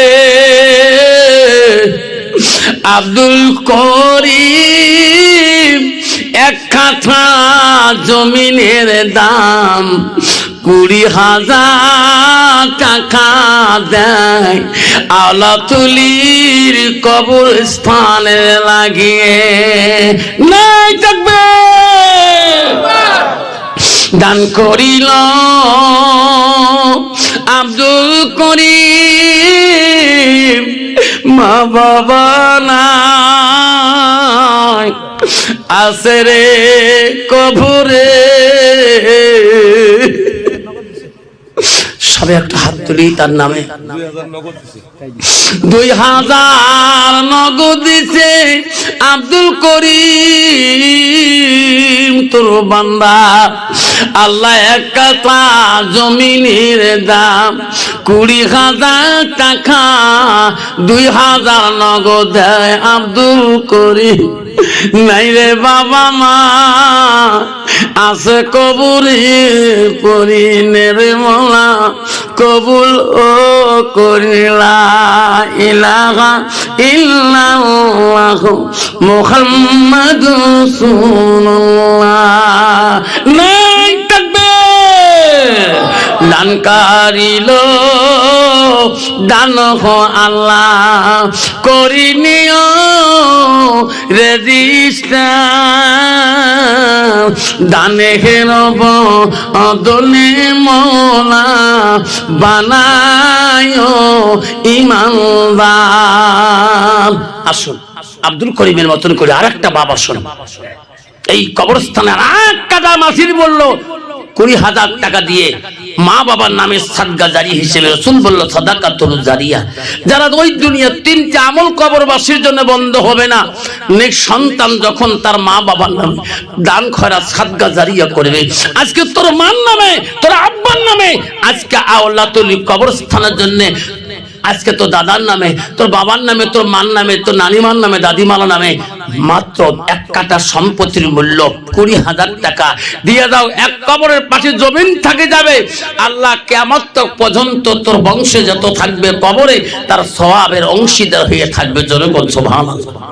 আসুন আরেকজন বাবা আসুন, 20,000 টাকা আরেকটা বাবা আসুন। যে হুজুর এক বাবা দিয়েছেন 1 কাঠা জমির মূল্য 20,000 টাকা। আব্দুল করিম সাহেব দিয়েছেন 2,000 টাকা নগদ দিয়েছিলেন। আমিও হুজুর আমার দাদা দাদির নামে, আমার বাবা মার নামে হুজুর আমিও ওই জমিনের অংশীদার হিসেবে 2য় কাঠার অংশীদার হতে চাই। আর একটা বাবা কদমালি মা বাবা আছে। আল্লাহ নামটি হলো কদমালি। আল্লাহ দেখরে মামুদ তাকাইয়া, মা বাবা আছে বাঁচি হায়াতের মোলা বারে নাই দেখবে। দান করিল কদমে আলী, কি সুন্দর নাম। 1 কাঠা জমিনের দাম কদম আলী দান করে মা বাবার হায়াতে বারে দেন। দান করিল কদম আলী, আল্লাহ কি সুন্দর নাম। নামের জরিয়ায় আল্লাহ কবুল করি না নাই থাকবে। আসুন কদম আলীর মতন করে একটা বাবা নাম লেখে 1 কাঠা সমন্ত্রী মূল্য, 1 কাঠা জমিনের মূল্য 20,000 টাকা 2 জন দিয়ে দিল। আর একটা বাবার নাম শুনি, এলাকা মাস্টার, এলাকা ইঞ্জিনিয়ার, এলাকার প্রেসিডেন্ট, এলাকার মেম্বার, সদস্যবিন্দু, জ্ঞানী গুণী ব্যবসাদার, এলাকার যত সার্ভিসম্যান আছে। আর একটা নাম 3 কাঠা সম্পত্তি 3 নম্বরে। হুজুর 2 কাঠার জমির মূল্য দিয়েছে, আমি 3 নম্বরে। আব্দুল হাকিম। তোমার নাম আব্দুল হাকিম? এদিকে এসো বাবা, আব্দুল হাকিম একটু মোলাকাত করে যাও। আল্লাহ আব্দুল হাকিম সাহেব বাবা মা আছে? বাবা নাই, আমার প্রেসিডেন্ট বানাই রে বাবা নাই। মানামিটি অতি মধুর, ভুলিও না রে ভাই। মায়ের মতো আপন জল পৃথিবীতে নাই। আব্দুল হাকিম প্রেসিডেন্ট নাই রে বাবা মা, আছে কবরে পড়ি। 1 কাঠা জমিনের মূল্য দেয় মাওলা এই কবরস্থানের লাগি। 2,000 নগদ দিল, নেরে মাওলা কবুল করি। সবে হাত তুলি একটু আল্লাহ আমিন। ওগো মাওলা গো আল্লাহ, দেখে রে তাকায়া, তুমি রহমান, তুমি গাফার, তুমি সাত্তার। আল্লাহ কদম আলী আব্দুল হাকিম দিল দান এই কবরস্থানের লাগি। নেরে মওলা কবুল করি। ইলাহা ইল্লাল্লাহু মুহাম্মাদুর রাসূল। নাই থাকবে। আসুন 4 নম্বর বাবাটা আসুন। কে আছেন 4 নম্বর বাবাটা? কে আছেন? 1 কাঠা জমিনের মূল্য মার নামে, বাবার নামে, দাদা দাদির নামে, আত্মীয় স্বজনের নামে 1 কাঠা আব্দুল জলিল আছে এখানে? অবাসিয়ার ভাই নামটি আমার আব্দুল জলিল অবাসিয়ার ভাই। ভাই আছে? আল্লাহ অবশ্যই ভাই মা বাবা আছে মানাই রে আব্দুল জলিল পাশিয়ার ভাই এই জগতে নাই রে আপনজন কেউ কান্দিনি প্রসব কালে কেন্দিছিল শুধু তোমার মা মায়ের দিলে বাবার দিলে কেহ ব্যথা দিও না। আল্লাহ আব্দুল জলিল অপাসী এক কাঠা জমিনের মূল্য দিয়ে 1000 টাকা নগদ দিয়েছে। আল্লাহ তার মা বাবার কবর গুলো তুমি জান্নাতের বাগান করে দাও। জোরে কোন আমিন, জোরে বলেন আমিন। দানকারীর দান আল্লাহ করি নিও রেজিস্টার দানের বদলে মৌলা বানায় ইমানদার। আসুন 4 জন হয়ে গেল, আর একটা বাবা আসলে 5 নম্বর হবে। 4টে হয়েছে না বাবা?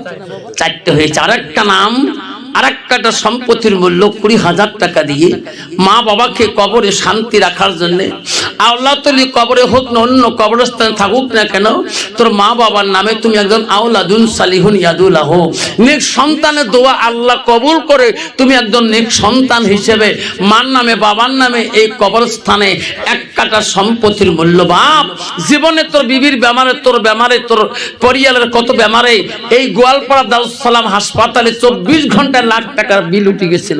আজকে তোর মার জন্য চিকিৎসা করতে পারো নাই, তোর বাবার চিকিৎসা করতে পারো নাই, তোমার বিবির বেমারে তুমি লাখ লাখ টাকা, তোর বাচ্চা কত বেমারে লাখ লাখ টাকা নার্সিং রুমে বিল উঠলো, 24 ঘন্টা আইসি রুমে। আজকে তোর মা বাবা কষ্ট করেছিল, আজকে মাটার নামে মাত্র 1 কাঠা জমিনের মূল্য দিয়ে যাবা। তোমার মা বাবা কবরের মধ্যে খুব সুখী থেকে যাবে। আসুন, এক কবরস্থান, কবরবাসীর মধ্যে এক খাদেম ছিল। রাতের মধ্যে খাদেম কবরস্থানে ঘুমাইছিল। আমার এখানে একটা ধুবড়ির কবরস্থান আছে, ওটা 14 বিঘে কবরস্থান, নাম শুনছেন কালাঞ্চি পাড়া। আমার বেটির বাড়ির পাশে কবরস্থানের সামনে বাবা ওখানে এমন একটা ঘর আছে, যদি বৃষ্টি হয় 2000 লোক জানাজার দেওয়ার মতন জায়গা আছে। বৃষ্টির দিনে ঝড় তুফানও জানাজার হয়। রাতের মধ্যে কবরস্থান বাড়িতে যাবেন, মনে করবেন এলাই মাটি দিয়ে যাই, এত সুন্দর লাইটের ব্যবস্থা আছে। রাত দিন 24 ঘন্টা মানুষ মাটি দেওয়া যায়। সেটা হলো ধুবড়ি 14 মাঠ কবরস্থান। দেখি আসবেন, নাই তো যাবেন। রাতের 12টা জানাজার হয়, রাতের 1টাও জানাজার হয়, কোনো অসুবিধা নাই।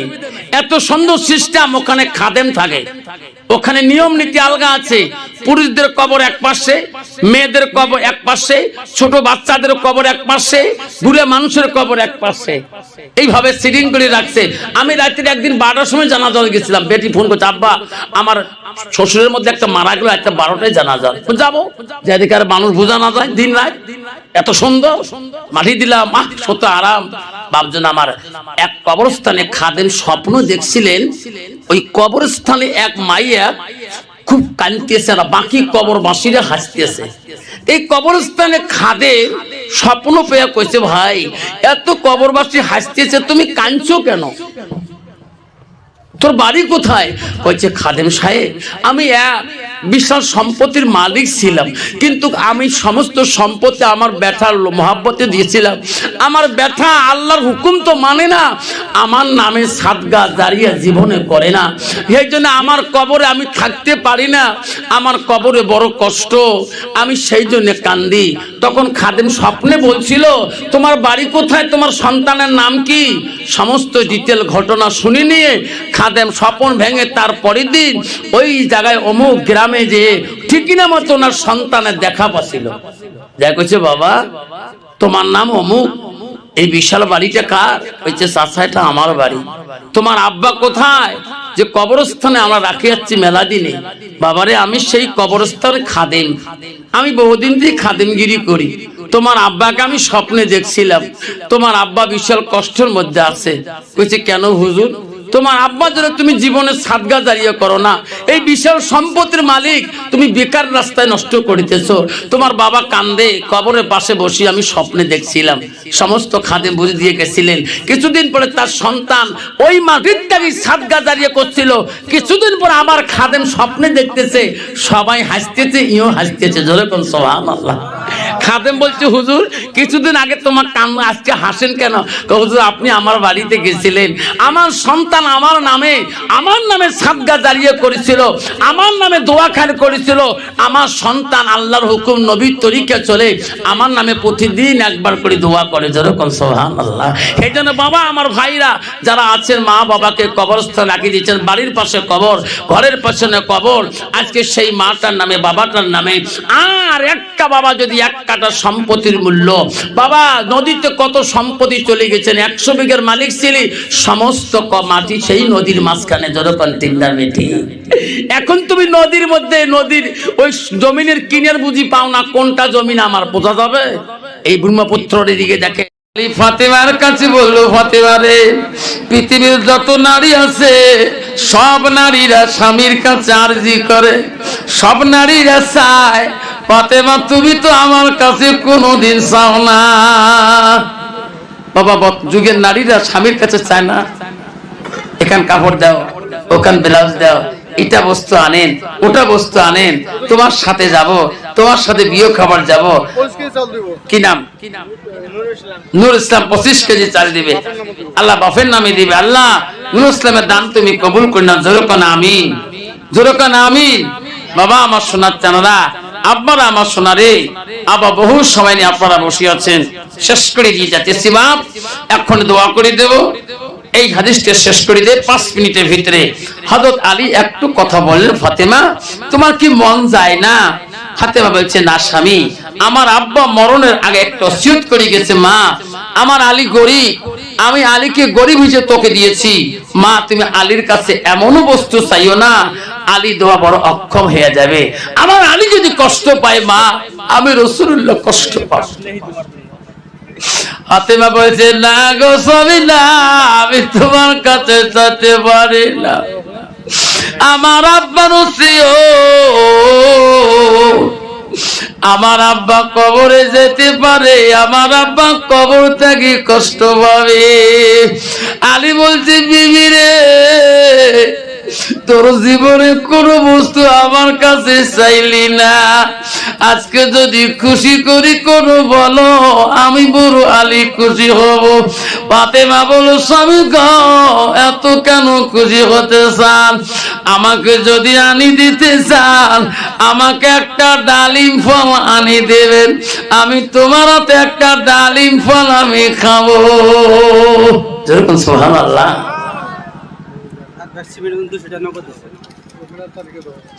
আল্লাহ খাদিমুল ইসলাম 1 ব্যাগ সেমের এবং 200 টাকা দিয়েছে। আল্লাহ, আল্লাহ খাদিমের দান তুমি কবুল করে না। কুকিলা বিবি আল্লাহ 1 ব্যাগ সেমের, আল্লাহ মনিরা বিবি আল্লাহ 1 ব্যাগ সেমের, আল্লাহ তাদের দান তুমি কবুল করে নাও। আল্লাহ জাহেরা, আল্লাহ জাহারা বিবি 1 ব্যাগ সেমেট, আল্লাহ গোসাই ডুবি মুসলিম পাড়াবাড়ি, আল্লাহ জলিয়া, আল্লাহ সলিয়া খাতুন, সোফিয়া খাতুন আল্লাহ 1 ব্যাগ সেমেট, আল্লাহ তাদের দান কবুল করে নাও। আল্লাহ, আল্লাহ জাবের আলী 1 ব্যাগ সেমেট, আল্লাহ নূর জামাল 1 ব্যাগ 2 ব্যাগ সেমেট, আল্লাহ তাদের দান তুমি কবুল করে নাও। ফাতেমা বলল, স্বামী গো, শেষ করছে হাদিসটা, আমাকে একটা ডালি খাবার মন চলছে। আলী অত্যন্ত খুশি হয়ে গেলেন। তৎক্ষণাৎ আলী মদিনার মুখে চলে গেলেন। আলীর কাছে ওই দিন পয়সা ছিল না। এক দোকানের কাছে যে বলো, ভাই আমাকে ডালিম দেওয়া যাবে কি? দোকানি বলছে, পয়সা ছাড়া ডালিম হবে না, পয়সা দিতে হবে। আলী তখন দুঃখ করে, আল্লাহ ফাতেমা জীবনে খাইতে চাই নাই, আমি জোর পূর্বে আমি ডালিম খাইতে চাইলাম, আমার কাছে পয়সা নাই, আল্লাহ দোকানে আমাকে পয়সা সারা ডালিম তাই না। আল্লাহ আমি নবীর বেটির কাছে আছি, অত্যন্ত দুর্বল হয়ে যাব, যে নবীর বেটি খাইতে চাই নাই, আমি জোর পূর্বে খাইতে চাইলাম। ফাতেমা বলে, একটা ডালিম আনি খাওয়াবেন। আলী পয়সা নাই রে, দোকানের কাছে যেতে লজ্জা পায়। মা বোনেরা শুনে নাও, আলী ওই মদিনার মার্কেটে ঘুরে, বাজারে ঘুরে, পয়সা নাই, চোখের পানি পানি কান্দে, আল্লাহ আমার কাছে পয়সা নাই আল্লাহ। আলী সামনের দিকে যায়, দেখে একটা আরবিয়ান মানুষ উটের উপরে মাল নিয়ে আসতেছে। উটের উপরে বহুত মাল, কুলি পায় না, লেবার পায় না। আলীর মতন মানুষকে দেখে আরবিয়ান বলল, রে যুবক, তুমি যদি আমার উটের মালগুলো আনলোড করে দাও, আমি তো দিরহাম দিয়ে দেবো, মানে টাকা দিয়ে দেবো। সুবহানাল্লাহ। আরবিয়ানের মাল আনলোড করলেন, আলীর হাতে কিছু দিরহাম পেলেন। আলী তৎক্ষণাৎ ওই পয়সা নিয়ে আপেলের দোকানের, ডালিমের দোকানের কাছে গেলেন। দোকানে পয়সা পেয়ে ডালিম হাতে দিয়ে দিলেন। আলীর অত্যন্ত মনটা খুশি হয়ে গেলেন, আল্লাহ আমি জীবনে নবীর বেটির মনের আশা পূরণ করতে পারবো। ডালিম হাতে নিয়ে ফাতেমা রওনা, আলী রওনা হয়েছে। আল্লাহ ডেকে ডেকে বলছে, জিবরাইল তুমি তাড়াতাড়ি আলীর দরবারে যা। এই জিবরাইল, এই আলীর ডালিম যাতে ফাতেমার পেটে যায় না। জিবরাইল যা, এই ডালিম আলী যাতে ফাতেমাকে হাতে দিতে পারে না। এই জিবরাইল এমন ভাবে ডালিমটা কারি আনবা আলীর কাছে, আলী যাতে তো চিনতে পারে না তোর নাম জিবরাইল। সুবহানাল্লাহ। আরে জিবরাইল সালাম আলীর বাড়ির কাছে এক ফকিরের রূপ নিয়ে বসিয়েছে। আলীকে দেখে বলে, আসসালামু আলাইকুম আলী করুমিল্লাহ ওয়াজু। ওগো আলী, আমি একটা দরিদ্র ফকির মানুষ, আমি আপনার কাছে একটু সাহায্য চাই, আমাকে একটু দান করবেন। আলী তুলি বলছে, ফকির আমার কাছে কোনো বস্তু নাই, তোকে দেব। ফকির বলছে, আলী তুমি নবীর জামাই, ফাতেমার স্বামী, হাসান হোসেন আব্বা হও, মিথ্যা কথা বলো কেন? যা আছে তোর কাছে তাই দাও, আমি খুশি হব। আল্লাহর কাছে দোয়া করো আলী রে, আল্লাহ তো কোনদিন অভাব রাখবে না। চলে কোন স্বভাব। আলী বলছে, ফকির রে কি দেব তোর কাছে, একটা ডালিম আছে, একটা ফল আনছি আমার বিবির কারণে, তোকে দিলে বিবি পায় না রে ফকির। ফকির বলছে, আলী আমি দোয়া করবো। আলী বলে, আল্লাহ আমার নবী মরণে আগে বলে গেছে, কোন যদি মুসাফির রাস্তাঘাটে ফকির দেখো, আলী খালি হাতে যাইও না, থাকলে কিছু দিবা। আল্লাহ রসুলের কথা মানতে হবে। আমার কাছে একটা ফল, এখন ফকিরকে দেব না, ফাতেমাকে খাওয়াবো। আল্লাহ ফাতেমার জীবন বাঁচি থাকলে বহুত ফল জীবনে খাইতে পারবে, কিন্তু ফকির যদি আজকে চলে যায়, এই ফকির সাথে জীবনে দেখা হবে না। ফকির আস্তে করে ফলটা বাইর করে আলী ফকিরের হাতে দান করে দিলেন। ফকির দোয়া করলো, আল্লাহ আল্লাহ তুমি আলীকে মালদার বানিয়ে দে, আল্লাহ আলীকে আল্লাহ সুখী বানিয়ে দে। ফকির দোয়া করে চলে গেল। আলীর হাতে ফল নাই, বাড়ি মুখে যেতে লজ্জা পায়। আল্লাহ ফাতেমা যখন বলল, স্বামী আমার ফল কই, আমি লজ্জা পাবো। আল্লাহ নবীর বেটির কাছে কোনদিন লজ্জিত হয়ে যায়, আল্লাহ কোনদিন অসম্মানী হই নাই, আজকে আমার আলীর বাড়িতে হতে হবে। আল্লাহ যেটুকু আলী আমি নিজে বলছিলাম তুই কি খাবা, আল্লাহ আমি খালি হাতে যেতেছি।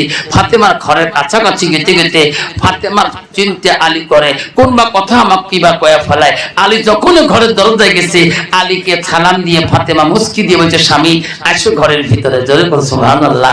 স্বামী খানা খান, আপনি বসেন, খানা শেষ হয়ে যায়। আলী মনে মনে কয় কখন বা কয়া ফেলায়, ডালিম কই, ডালিম কই, আল্লাহ কলি শেষ, আল্লাহ নাই কিছু। আল্লাহ খাওয়া শেষ হয়ে গেল। আলী খাইলো, ফাতেমা খাইলো, বিছনায় শুয়ে পড়লেন। আলীকে মনে হয় বোঝা, মনে আর করবে বোঝা, কখন বা কয় আল্লাহ মনে বোঝা করবে, এই ভাব করতে করতে আলী ফাতেমা বিছনায় শুয়ে পড়লো। এমন সময় কোন বা মানুষ আসি আলীর নাম ধরে যাচ্ছে, আলী দরজা খোলো না, তোমার বাড়ির একটা মাল আমার ব্যাগে দিয়েছে, আমি তোমার বাড়ির সামনে দাঁড়িয়ে আছি। আলী অত্যন্ত ভাবে, এত রাতে কোন মানুষ আমার বাড়িতে মাল পাঠিয়ে দিল। বিড়ি দেখে একজন মানুষ দাঁড়িয়ে আছে। আলী বলল, ভাই কেন ডাকলেন? কইছে, আলী রে রাস্তা দিয়ে গেছিলাম, একজন লোক তোমার বাড়ি ঝোলাটা দিল, আমি জানি না ঝোলার ভিতরে কি আছে, তোর বাড়িতে দিয়ে চলে গেলাম। আলী ঝোলাটা নিয়ে ঘরে ঢুকলেন। ফাতেমা চেতন আছে, দেখতেছে ঝোলা খুলি, দেখে একটা না, দুইটা না, 10টা ডালিম ঝোলার ভিতরে। যেরকম সুবহানাল্লাহ, যেরকম সুবহানাল্লাহ। ফাতেমা বলছে, স্বামী গো কি ঢালাঢালি করতেছেন? কি গো স্বামী? কয় ফাতেমা ডালিম। কয়টা? কয় 10টা। কার ডালিম? কয় তোমার ডালিম। কয় না, আমি তোমার কাছে চাচ্ছি একটা ডালিম। কয়টা চাইছে? স্বামী আমি তো 10টা চাই না, এই ডালিম আমার হইতে পারে না। কোন মানুষে ভুলের চোটে ডালিম আমার বাড়িতে দিছে, এই ডালিম বাইরে দাও। ফাতেমার ডালিম হলে একটা হতে হবে। আমার মতন বিবি যদি কয় বিবি রে তুই ডালিম আনবে কষিস, পয়সা তো নাই, 10টা ডালিম চুরো করি আনছো, খাবো না। কালকে 20টা আনেন। যেরকম ঠিক না ঠিক? ফাতেমা বলছে না না, এই ডালিম আমার পেটে যাবে না। আলী টেনশন পড়ে গেল, নিস্তব্ধ হয়ে গেল। আল্লাহ বলো জিবরাইল ফাতেমার কানে বুঝিয়া দে রে, আলী এই ডালিম একটা আনছে, 10টা আনে নাই। ফাতেমা তোর ভালোবাসায় আলী একটা ডালিম তোর নামে দান করে দিয়েছে, সেই জন্য আল্লাহ দুনিয়া ডালিম খাবে না। ফাতেমা জান্নাত থেকে ফেরেশতারা 10টা ডালিম পৌঁছে দিয়েছে। যেরকম সুবহানাল্লাহ, যেরকম সুবহানাল্লাহ। আরে বাবা আসুন জান্নাতি ডালিম খাওয়ার জন্য। আল্লাহ রাবিয়া বেগম আল্লাহ দোয়া চাইছে শ্বশুরের জন্য, 50 কেজি চাউল দিছে। বাপ মা শ্বশুর শাশুড়ি সবার জন্য আবেদন করেছিলেন। আল্লাহ 50 কেজি চাউল দেন।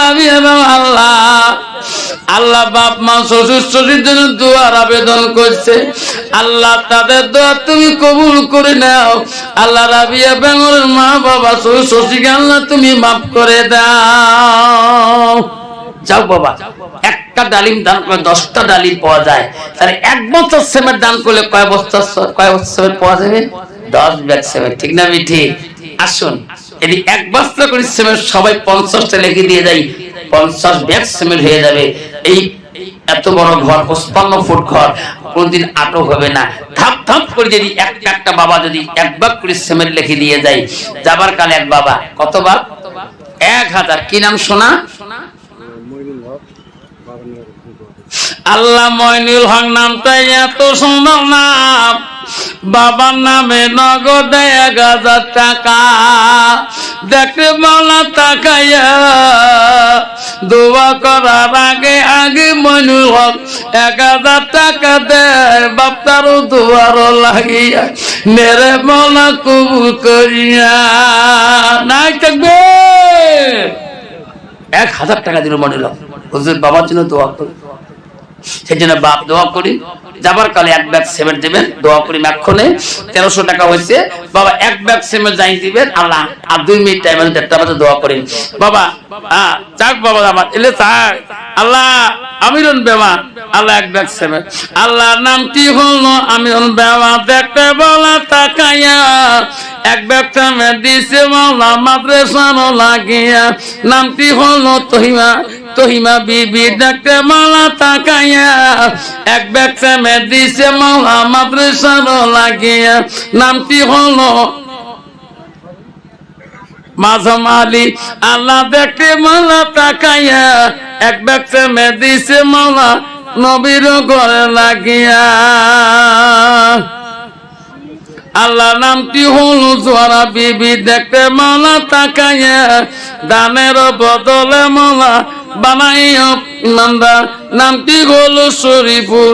দেখতে মাওলা তাকাইয়া 1 ব্যাগ সিমেন্ট দিছে মাওলা মাদ্রাসার লাগিয়া। নামটি হলো ইয়াসমিনা পারভিন। 25 কেজি চাল দে মাওলা নেরে মাওলা কবুল করিয়া। আল্লাহ বহু দান করছে মা বোন। যাক বাপজন আমার 1 মিনিট টাইম আছে, 1টা 29 মিনিট হচ্ছে। এই বাচ্চারা 2 ব্যাগ সিমেন্ট দিবে। যাক বাবা আমার 1300 টাকা হয়েছে। 13 হল মৌলিক সিংহে মুসলমান আরকাম আকাম হল 13টা। কয়টা? কয়টা বাপ? 13টা। চার কুচি চার মোজা খাবু ডুবিছে চার, 5 ওয়াক্ত 5 নিয়াত করো হে সোমার। আরে কাম 1370 কাত, মুসলমানি 5 বেনা ইমানতে সাত। বাবা 1300 টাকা না? হুজুর তো মোলাকাত করছে, এডি করো। কত আছে দেও তো সমান করি। 1300 হচ্ছে যে কত আছে দেও, কয়টা দেও? এলাই দাও, যোগ করো না। আর দেও কাইন্ডেন দাও, বাহি নাই তুই তুই বড়ে সিমেন্ট 5 ব্যাগ দিছি। এলা কত দেবো বা? 5 ব্যাগ সিমেন্ট। কি নাম? আব্দুল আব্বার নামে, আব্দুল হক না? আব্বার নামে দিয়েছে 5 ব্যাগ সিমেন্ট। আর মাদ্রাসার লগতে যে ঘর, আল্লাহ হুজুর দিয়েছে 500। আল্লাহ কত হল বাবা? 1300 500 কত হয়? 1800 না? মুলাকাত করছিস সাহেব, যা আছে দাও, পয়সা দাও, 100 দাও, 10 টাকা দেন দাও, দোয়া হলে খাবি, যা আছে দোয়া খাবি। তকবির লাগান ধরে নাই তাকবীর, আস্তে কথা নাই তাকবীর। 1800 হচ্ছে। হুজুর কত দেয়? আল্লাহ 1800 500 কত হয়? 2300 হয় না? হুজুর, ও হুজুর হাজী সাহেব মুলাকাত করো, 2300 হয়েছে। কি দেন দাও, যা আছে বাহুরে, তকবির লাগাও, নাই তাকবীর, আস্তে কর, নাই তাকবীর। বাড়ি করো হুজুর, 2300 হয়েছে। কিন্তু 700 বাহি। জাহান্নাম কয়টা? 7টা। জাহান্নাম কয়টা? আল্লাহ আর লাগে 200, 3000 হয়। হুজুর মুলাকাত করছিস, যা আছে দে, 10 টাকা হলে দেখাবে মাস্টার। আল্লাহ হিসেবে গন্ডগোল। কি জানতো? 3300 হল। 3300 বাড়ি জমালায়, এলা বাড়ি জমা থাকলে আল্লাহ 3300 বাড়ি জমালায়। হ্যাঁ হুজুর কত দিছে? 10 টাকা নাই? তকবির লাগা, নাই তকবির। আল্লাহ বাগান ধুয়ে শেষ। যা আছে মাস্টার সাহেব জানে। ও স্যার আপনি কি রাইছেন ম্যান? প্রিন্সিপাল স্যার 100 দিছেন, যা দেন দাও। 500 দিছেন না? 500 দিছে স্যার, দেন তকবির লাগান। চাচা দেয় নাই, দুইজন, যা আছে দাও। 3400 হয়েছে। 600 না গেছে 4000 হয়। বাড়ি করো, তকবির লাগান, নাই তকবির। আল্লাহুম্মা সাল্লি আলা সাইয়্যিদিনা মুহাম্মদ জগতে পাক। আল্লাহ চাচা দিছে হয়েছে স্যার। বাবা কত রে? 50। আল্লাহ আর নাগে 200 টাকাতে 4000 হয়। বা 200 টাকাতে কারেক্ট 4000 যাবার কালে বাবা 39। মাদ্রাসার আনোয়ার সেক্রেটারি ডাক দিয়ে নিয়ে আসে। আনোয়ার সেক্রেটারি ভাই কোন রে? আনোয়ার ভাই, মাদ্রাসা সেক্রেটারি আনোয়ার ভাই কোথায়? আল্লাহ 4100 হয়ে গেল, হিসেবে গন্ডগোল। সবাই ভাব 4100 খারাপ হয়েছে বাবা। সবাই ঠিক না বেঠিক? তকবির লাগা, নাই তকবির। খালি বাকি আছে আনোয়ার সেক্রেটারি সাহেব কোটে লাগিয়ে মোলাকাত করি, দোয়া করি। আনোয়ার ভাই তাড়াতাড়ি দোয়া হবে, টাইম শর্ট। আনোয়ার ভাই করে তাড়াতাড়ি দৌড়িয়ে তকবির লাগান, জোরে আসবে হুজুর। তাকবীর। আল্লাহ আনোয়ার ভাই আসে নাই? তা যাক বাবা, করে না কিছু হারে গেছে বাবা। যতক্ষণ সময় ওয়াশ করলাম বাবা, রাত 1টা বাজছে, কষ্ট হচ্ছে। জোরে কর, আরো জোরে। আগামী সবাই আসবেন, তাই কি আসবে? হাত তুলে দেখান, তকবির লাগান, নাই তকবির। যাক বাবা, একটু আপনাদের কাছে বিদায় নিলাম। এই মাদ্রাসার দিকে আজকে সবাই আমল করবেন। এই মাদ্রাসার সবাই সুনজরে তাকাবেন। সবাই কোন আল্লাহ, আস্তে বলেন আল্লাহ। তওবা করিলাম আর জীবনে নামাজ কায়দা করব না। আল্লাহ নবীর সুন্নতের বরখেলাপি করব না। আল্লাহ বলে কোন আল্লাহ তওবা করিলাম, মদ খাবো না। জোরে কোন মদ খাবো না, জুয়া খেলাবো না। আল্লাহ ট্যাবলেট খাবো না। আল্লাহ সুদ খাবো না। আল্লাহ তুমি আমাকে নামাজি বানিয়ে দাও। সবাই কোন নামাজি বানিয়ে দাও। সবাই মা বোন হাত তোলো, সবাই হাত তোলো। এখন দোয়া হবে, আল্লাহ আমিন। ربنا ظلمنا أنفسنا لم تغفر لنا لنكونن من الخاسرين قالوا سبحانك لا علم لنا إلا ما علمتنا إنك أنت العليم الحكيم মাওলা তাকিয়া দেখ, তাকিয়া দেখ। এ মাবুদ রে, গোসাই দেবী মাদ্রাসা তোর বান্দা, মাওলা তোর বান্দি এখনো ময়না পাখির মতন করে বসে আছে। মাওলা গো, জীবনে কত নামাজের মধ্যে ত্রুটি করেছি, মাওলা জীবনে কত ভুল করেছি, আল্লাহ তওবা করে দিলাম। মাবুদ, মাওলা জীবনে ভুল করব না, আমার তওবাকে তুমি কবুল করে নাও। মাওলা পর্দার আড়ালে কত মা হাত তুলছে, তো দেখ মাওলা কত পাকা দাড়িওয়ালা বান্দা হাত তুলছে। মাবুদ কত জ্ঞানী গুণী বান্দা হাত তুলছে, মঞ্চ ভরা জানি ভাই কত ওলামা দিয়ে হাত তুলছে। মাওলা কারণ তোর কি বেদনা জ্বালা যন্ত্রণা তুমি ছাড়া কেউ বলতে পারে না। মাওলা রে, কারো মা নাই, কারো আব্বা নাই, কারো দাদা নাই, দাদি নাই, বহুত কবরের জমিনে শুয়ে আছে। আল্লাহ সেই মার নামে, বাবার নামে, দাদার নামে আল্লাহ 30,000 টাকা পর্যন্ত দান করেছে।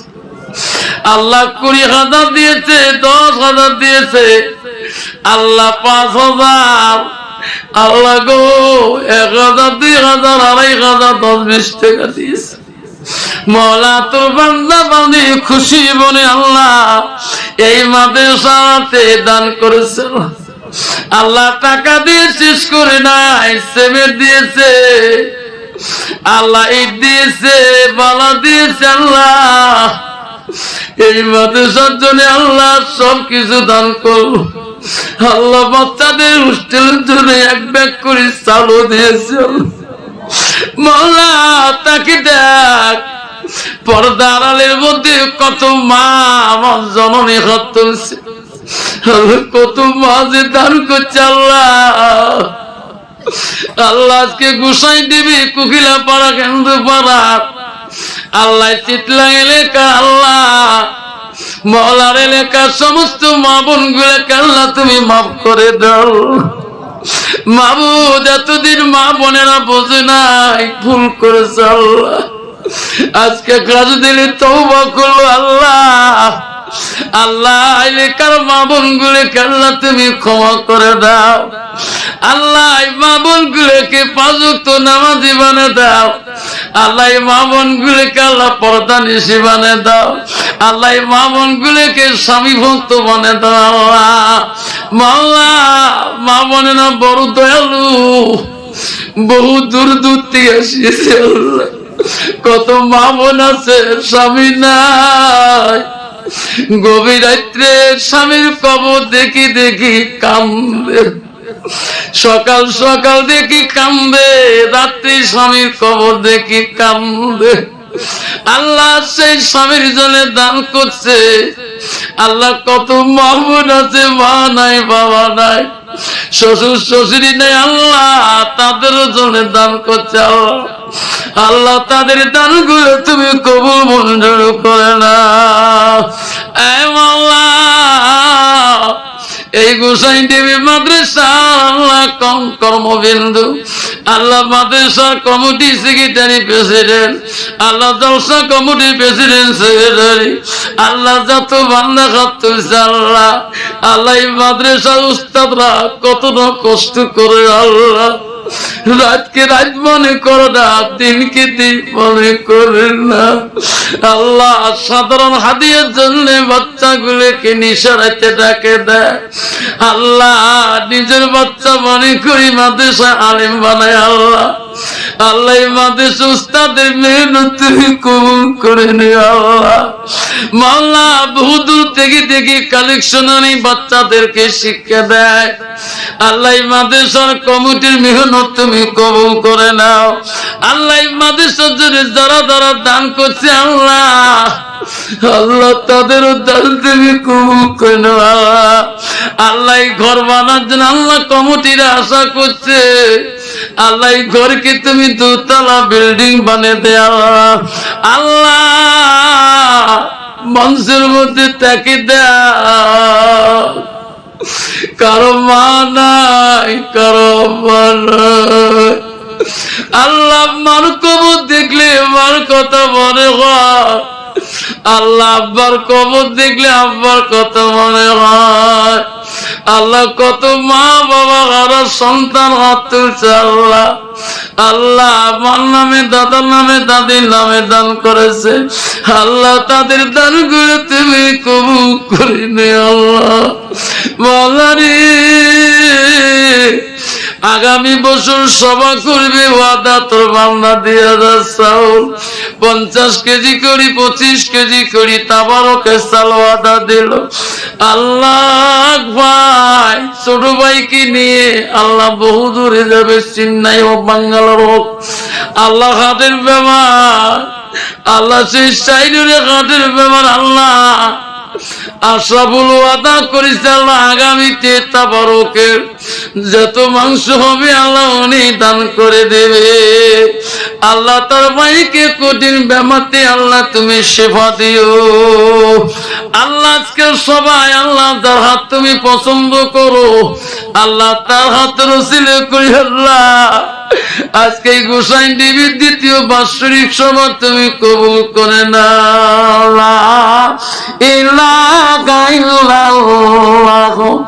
মুহাম্মাদুর রাসূলুল্লাহ। আসসালামু আলাইকুম রাহমাতুল্লাহি ওয়া বারাকাতুহু। কারণ আছে ভিতরে রাতের মধ্যে বহু মন্ত্র পড়েছে, তোমার মার সাথে একটু রাগ করি কথা বলবেন, তোমার বাবার সাথে রাগ করি কথা বলবেন, আমার বাধ্য দিতে করে দিবে। ওই যে ছেলে লাস্টের মধ্যে মানে ছেলে তো একটু চালাক না ভোদাই ধরনের, তো তা বউ বলছে তাড়াতাড়ি বাজার যাও। কেন কেন? আমার মা আসতেছে, আমার মা তো তোমাকে দিয়ে বিয়ে দেওয়ার রাজি ছিল না, আব্বা বিয়ে দিয়ে তো মারা গেল, মা আসে না, আমি আজ 7 মাস থেকে কানাকাটি করার পরে আজকে আসবে লাগছে। মোর মা তো ছোট মাছ টাছ খায় না, সবসময় বড় মাছ খায়। তা শ্বশুরি কইছে, ও বড় বউ তোমার মা কোন বড় লোক বাড়ে ছোট মাছ খায় না বড় মাছ খায়? তো তোমার মোর মার মাংস জানেন গোটাই গোয়ালপাড়া জেলা মোর মাগছে নেই, ঠিক আছে ঠিক। তো পাগলা স্বামী যেটা বউ মন্ত্র পড়ে সেটি শুনে এককে গাড়ি নিয়ে একবারে বাজার যেয়ে বড় মাছ আনিয়ে স্বামীর হাতে দিছে। মা নিঃশ্বাস ফেলাইছিল, বাবা তোমার বাবা মারা যাবার 3 মাস হল, এই মাছ খাওয়া চাইছিল তোর কাছে বাবা, একটা বড় মাছ আন, কোনোদিন আনলি না রে, তোর বাপ না খেয়ে মারা গেল, আজকে তোর শ্বশুরি আসবে তার জন্য এত বড় মাছ আনলি। বেটা তো পাগলা কয় না, বউ ভয় করে, কতগুলো পুরুষ আছে স্ত্রী ভয় করে কিন্তু তোমার না করে বোঝায়। কত বউ আছে যদি একবার স্বামীকে দাবাইছে, স্বামী অতি কোহরা নাকি থাকে আছে না, তা স্বামী তো পাগলা ভয় খায়। তা লাস্টতে শ্বশুরি যে কইছে, মাও বৌমা কি হচ্ছে? করছিলেন কে মা? বাবা বড় মাছ আনছে, এইরকম মাছ আমার বাড়ি কোনোদিন আসে নাই, এই মাছের মাথাটা খালি মুখ দেন মা, মোর খুব হাউস।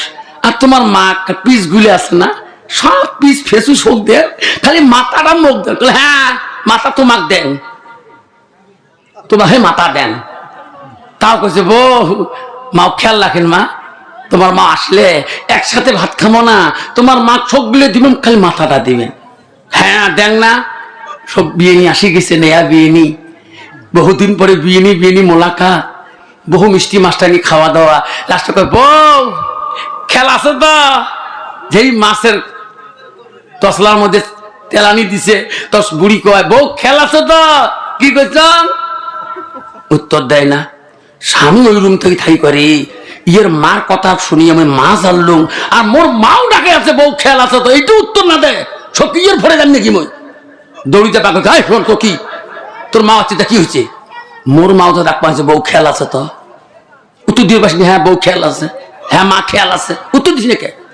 স্বামী বলা যাবার নয়, কে এমন কথা কবার কয়, এই কথা যদি তোমার কানে বলি দে, এই মাছ মোর মা জীবনে খাবে না, আপনিও খাবেন না।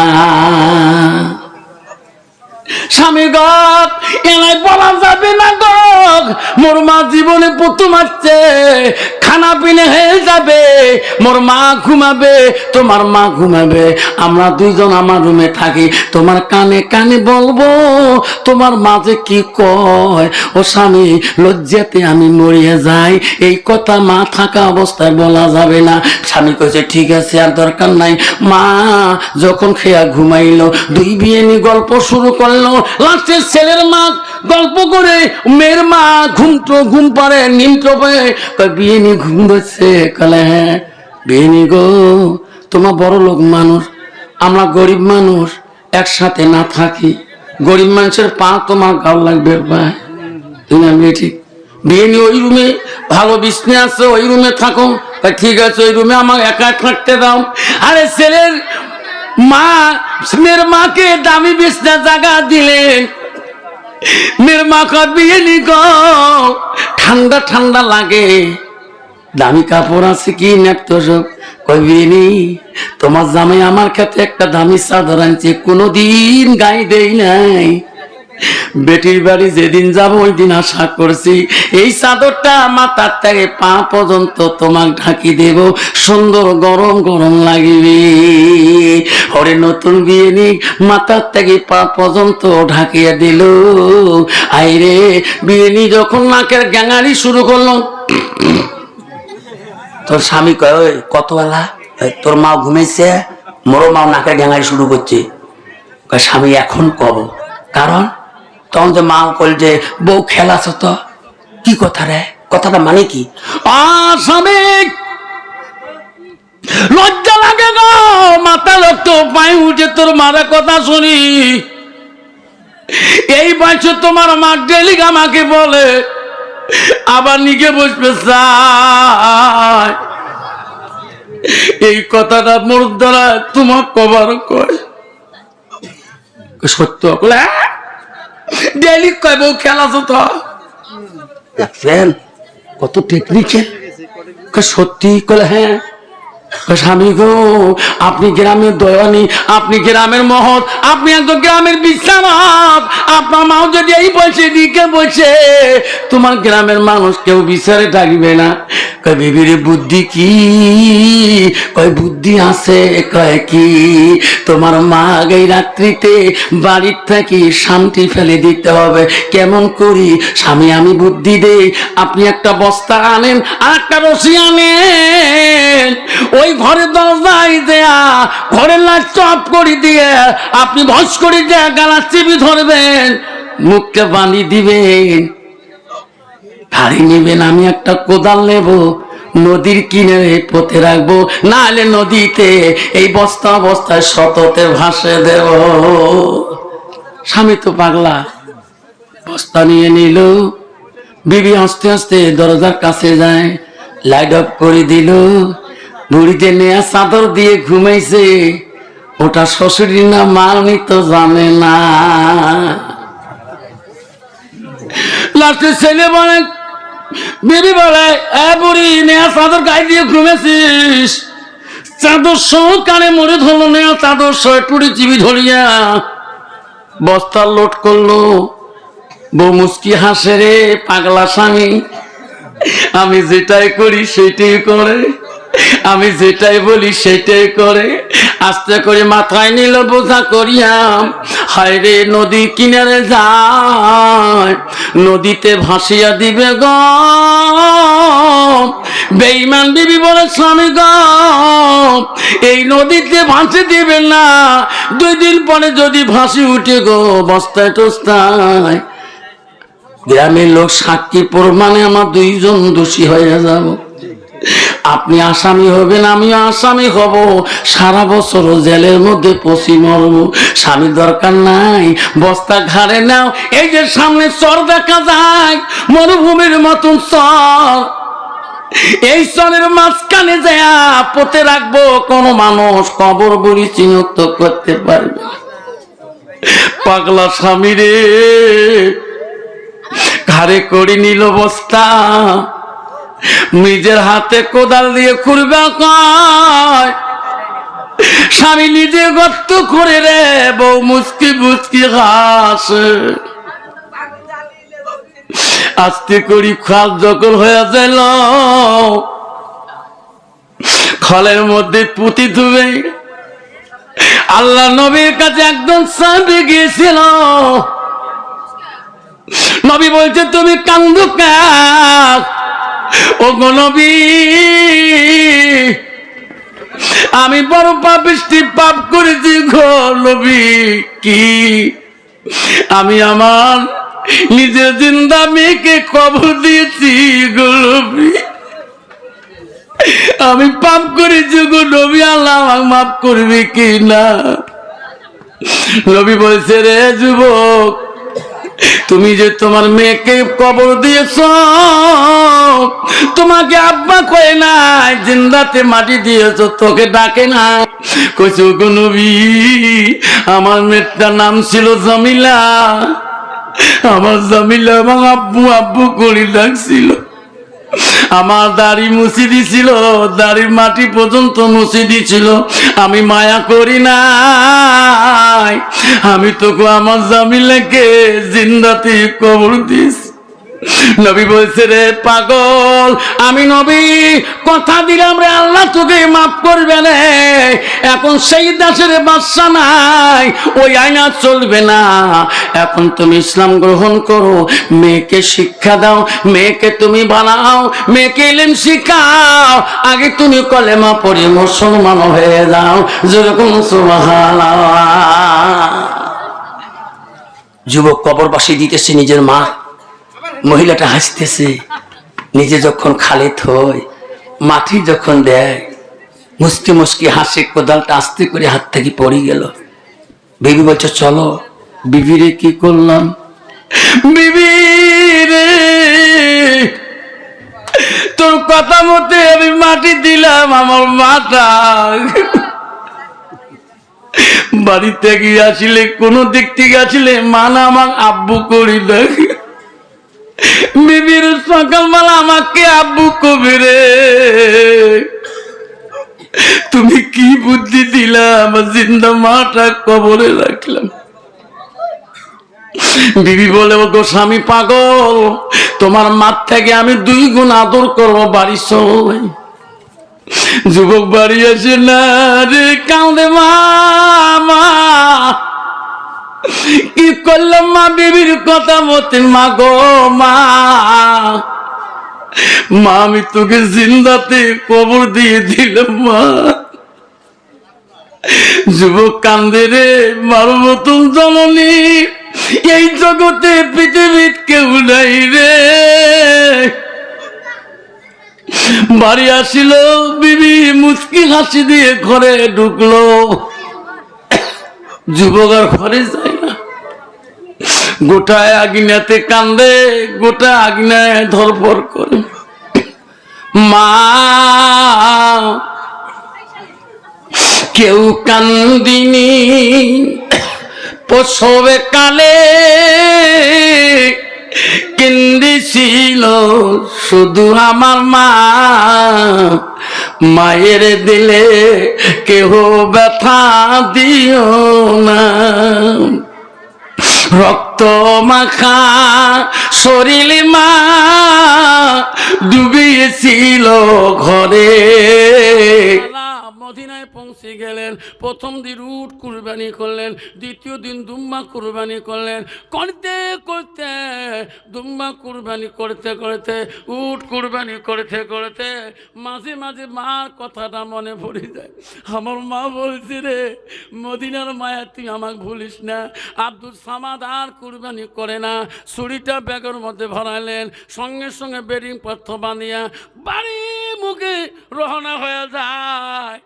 আমি আমার মাকে কদিন থেকে দেখি না রে, যা পয়সা নজর না নিচ্ছে এলে হয়ে যাবে। বাড়ি মুখে আসতেছে আব্দুল সামাদ, আস্তে আস্তে বেলা ডুবিয়ে গেল। ঈশান নামাজের টাইম কাছাকাছি এসে যায়, তবু রাস্তারও কত কিলোমিটার দূরে আছে। এমন সময় মসজিদে ঈশান আজান শোনা যায়। মাইকের মধ্যে বড় বড় আওয়াজ আসতেছে। জোরে জোরে আওয়াজ কে দেয় গো? আল্লাহু আকবার, আল্লাহু আকবার। আব্দুল সামাদ মনে করলো আমি সারাদিনে জামাতে নামাজ পড়তে পারি নাই, আমি এইবার ঈশার নামাজটা মনে হয় সামনে মসজিদ আছে, ওই যে মুয়াজ্জিনে আযান শোনা যায়, আমি কমপক্ষে আমি ঈশার নামাজটা জামাতে পড়িয়ে যাব। যত জোরে যায় খালি মসজিদ আর পায় না, আজান শেষ হয়ে গেল মসজিদ কাছে মেলে না, আজানটা সোজাই শুনলো, আবার জোরে যায় তবু মসজিদ কাছে নাই। গেতে গেতে মসজিদের কাছে পৌঁছে গেলেন। মসজিদের ইমাম সাহেব ফরজ নামাজের সালাম ফিরিয়ে দিলেন। সর্বনাশ, এই মসজিদে আজান শুনছি।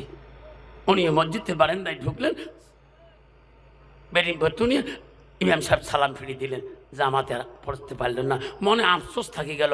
আল্লাহ রসুল বলে গেছে, হাদিস শরীফ আছে, খুলে দেখবেন, কোনো মানুষ যদি সহি নিয়তে ওই মসজিদে নামাজ পড়বে নিয়তে যায়, যদি জামাত না পায় ইখলাসে নিয়তে যায়, আল্লাহ রসুল বলছে তার নামে আল্লাহ ফরজের সমতুল্য তার আমল নামে লিখে দিবে। জোরে বল সুবহানাল্লাহ। জামাত না পাওয়ার পায়, কিন্তু জোরে গেছিল, পায় নাই, কিন্তু ওনার ভাগ্য খারাপ, টানতে ব্যতিক্রম হয়ে গেছে। রসুল বলে সেই লোকটা ফরজের সব পাবে, জামাতের সব পেয়ে যাবে। আব্দুল সামাদ মনে করলো নামাজ তো জামাত পাইলাম না, একাই তো পড়তে হবে, সবাই নামাজ পড়ি বাড়ি মুখে যায়, এনার তো কেউ চেনে না, কারণ মসজিদে কোনো মানুষ মুসাফিরদের নামাজ পড়তে বাধা দিতে পারবে না। জামাই মসজিদ হলে ভিতরে তালা মারবে, বারান্দা খোলা থাকবে। তাই ইনি উজুখানায় চলে গেলেন, সবাই বাড়ি মুখে চলে গেলেন। গ্রামের মানুষ, ইনি উজুখানা উজু করবে, বিসমিল্লাহ বলে উজুর পানি হাতে নিলেন। এমন সময় হাত ধুলেন, মুখে খালি পানি মারবে, এমন সময় একটা আওয়াজ পাঠিয়েছে মসজিদের পিছন থেকে, আমাকে বাঁচান, আমাকে বাঁচান, আমাকে মারলো। কারে কেউ তো নাই এখানে, মসজিদ তালা মারা, সবাই তো বাড়ি মুখে গেলেও উজু করা বাদ দিয়ে মসজিদের পিছন দিকে দৌড় মারলেন। দড়ি দেয়া দেখে একটা মানুষ আর একটা মানুষের কাল্লার মধ্যে ছুরি বাজে দিছে।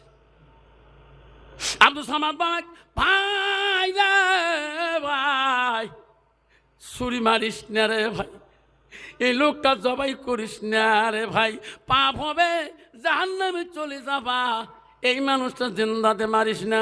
এত অনুরোধ করলো, এই ঘোরালা লোকটা, এই লোকটাকে কাল্লাটা দু খণ্ড করে ফেলে ঘোড়া নিয়ে দৌড়াল। আব্দুল সামাদ উজুখানায় চিন্তা বললো, সব লোক তো বাড়ি মুখে এখন গেল, চিকুর দেখ গ্রামবাসীরা গো, তোমার সমাজে খুন হয়ে গেল ভাই, আমি একটা মুসাফির মানুষ, আমার বাড়ি বহু দূরে ভাই, আমি চিনি না এই সমাজের কোন মানুষটা খুন হলো, যে লোকগুলো নামাজ পড়ি বাড়ি গেল, আমার আওয়াজ পাঠিয়েছে মসজিদে, কে খুন হলো গো? ওই নামাজিগুলা, ওই মুসাল্লিগুলা আবার মসজিদ মুখে রওনা হলো, আসি দেখে যে লোকটা উজুখানায় দেখে গেছে, ওই লোকটা চিৎকুর দিতেছে। বলো ভাই চিৎকুর দেও কেন, কি হলো আমার এখানে? ভাই তোমার মসজিদের পিছনে একটা লোক মার্ডার হয়ে গেল, লোকটা চিনি না, কোন দেশে বাড়ি, লোকটা খুন করে চলে গেল, তোমার এলাকার লোক না অন্য লোক, যে লোকটা মার্ডার হলো তোমার এলাকার অন্য এলাকা। গ্রামের মানুষ যা দেখে অন্য গ্রামের না, ওই গ্রামের যাই মহৎ, ওই গ্রামের যাই দোয়ানি, ওই লোকটা খুন হয়ে আছে। সবাই বললো ভাই খুন করতে তুমি ছিলি তো? আমি বাধা দিছিলাম। লোকরা দেখতেছে যে লোকটা কয় আমি বাধা দিছিলাম, দেখে তার গায়ে মাথা রক্ত দাগ, পাঞ্জাবি রক্ত দাগ, ঝোলাটা মসজিদের বারান্দায় রক্ত মাখা ঝোল ছোলা, দেখে ছুরির মধ্যে রক্ত লাগা। ভাই তুমি মারলি নাকি? না আমি মারি নাই। তাহলে রক্ত কেন গায়ে তোর? ছুরির মধ্যে রক্ত দাগ কে? কাপড়ের ঝোলার মধ্যে রক্ত কে? না ভাই আমি কষাই, আমি মদিনায় কুরবানি করতে যাই। না না না, তুমি ছাড়া কেউ মার্ডার করে না। সবাইকে বলল ধরো ধরো পিটাই করো, সবাই ধরল রে। আব্দুল সালামের রক্ত মাখা ছুরিটা মোছার সময় পায় নাই, মার কথা বলে বলছি রে, ওই রক্ত মাখা ছুরিটা ঝোলার মধ্যে নিয়ে বাড়ি মুখে রওনা হয়ে গেছে। এখন ওই রক্ত মাখা ছুরির সাক্ষী প্রমাণে ইনি একজন মানুষ খুনি হয়ে গেল। সবাই মার শুরু করে দিল, সবাই পিঠাই শুরু করে দিল, মারতে মারতে মসজিদের জমিনে ফ্ল্যাট করে দিল। সবার কাছে কান্দে হাত জোর করে পা ধরে, ভাই আমাকে মারেন না ভাই, আমি খুন করি নাই, আমি মার্ডার করি নাই, আমাকে 2 রাকাত নামাজ পড়তে দাও ভাই, আমি আমার জীবনে 1 ওয়াক্ত নামাজ কায়দা করি নাই। যেরকম সুবহানাল্লাহ। সবাই বলছে না এই মসজিদে ঢুকতে দেব না, তুমি একজন খুনি মানুষ, এই মসজিদে নামাজ পড়তে পারবা না। সবার কাছে পা ধরে বলে ভাই রে আমাকে মারি শেষ করেন না ভাই, এই জগতে পৃথিবীর আমার আপনজন কেউ নাই, আমার বাপ নাই, আমার ভাই নাই, ভাই রে আমার একটা শুধু মা আছে রে ভাই, তোমরা যদি বাড়ি শেষ করে দাও আমার মাটাকে আমি দেখতে পারবো না। বাবা রে আমার অল্প সময় দাও, তোমার কাছ থেকে বাঁচার জন্য আমি আমার মাটাকে 1 নজর দেখি মরতে চাই, তার আগে আপনারা মারবেন না। সবাই বলল আর মারেন না, সবাই বলল তারা হাতে রশি লাগান, সবাই কোমরে রশি লাগাইলো, হাতে রশি লাগাইলো, টানি টানি নিয়ে ওই দেশের খলিফা ওই দেশের বাদশার কাছে পৌঁছে দিলেন। বাদশাহ বলল কি হয়েছে, এনা মারছেন কেন? ও খলিফা ও বাদশাহ, ইনি একজন আমার গ্রামের মসজিদের মহৎ মানুষকে জবাই করেছে। প্রমাণ কি?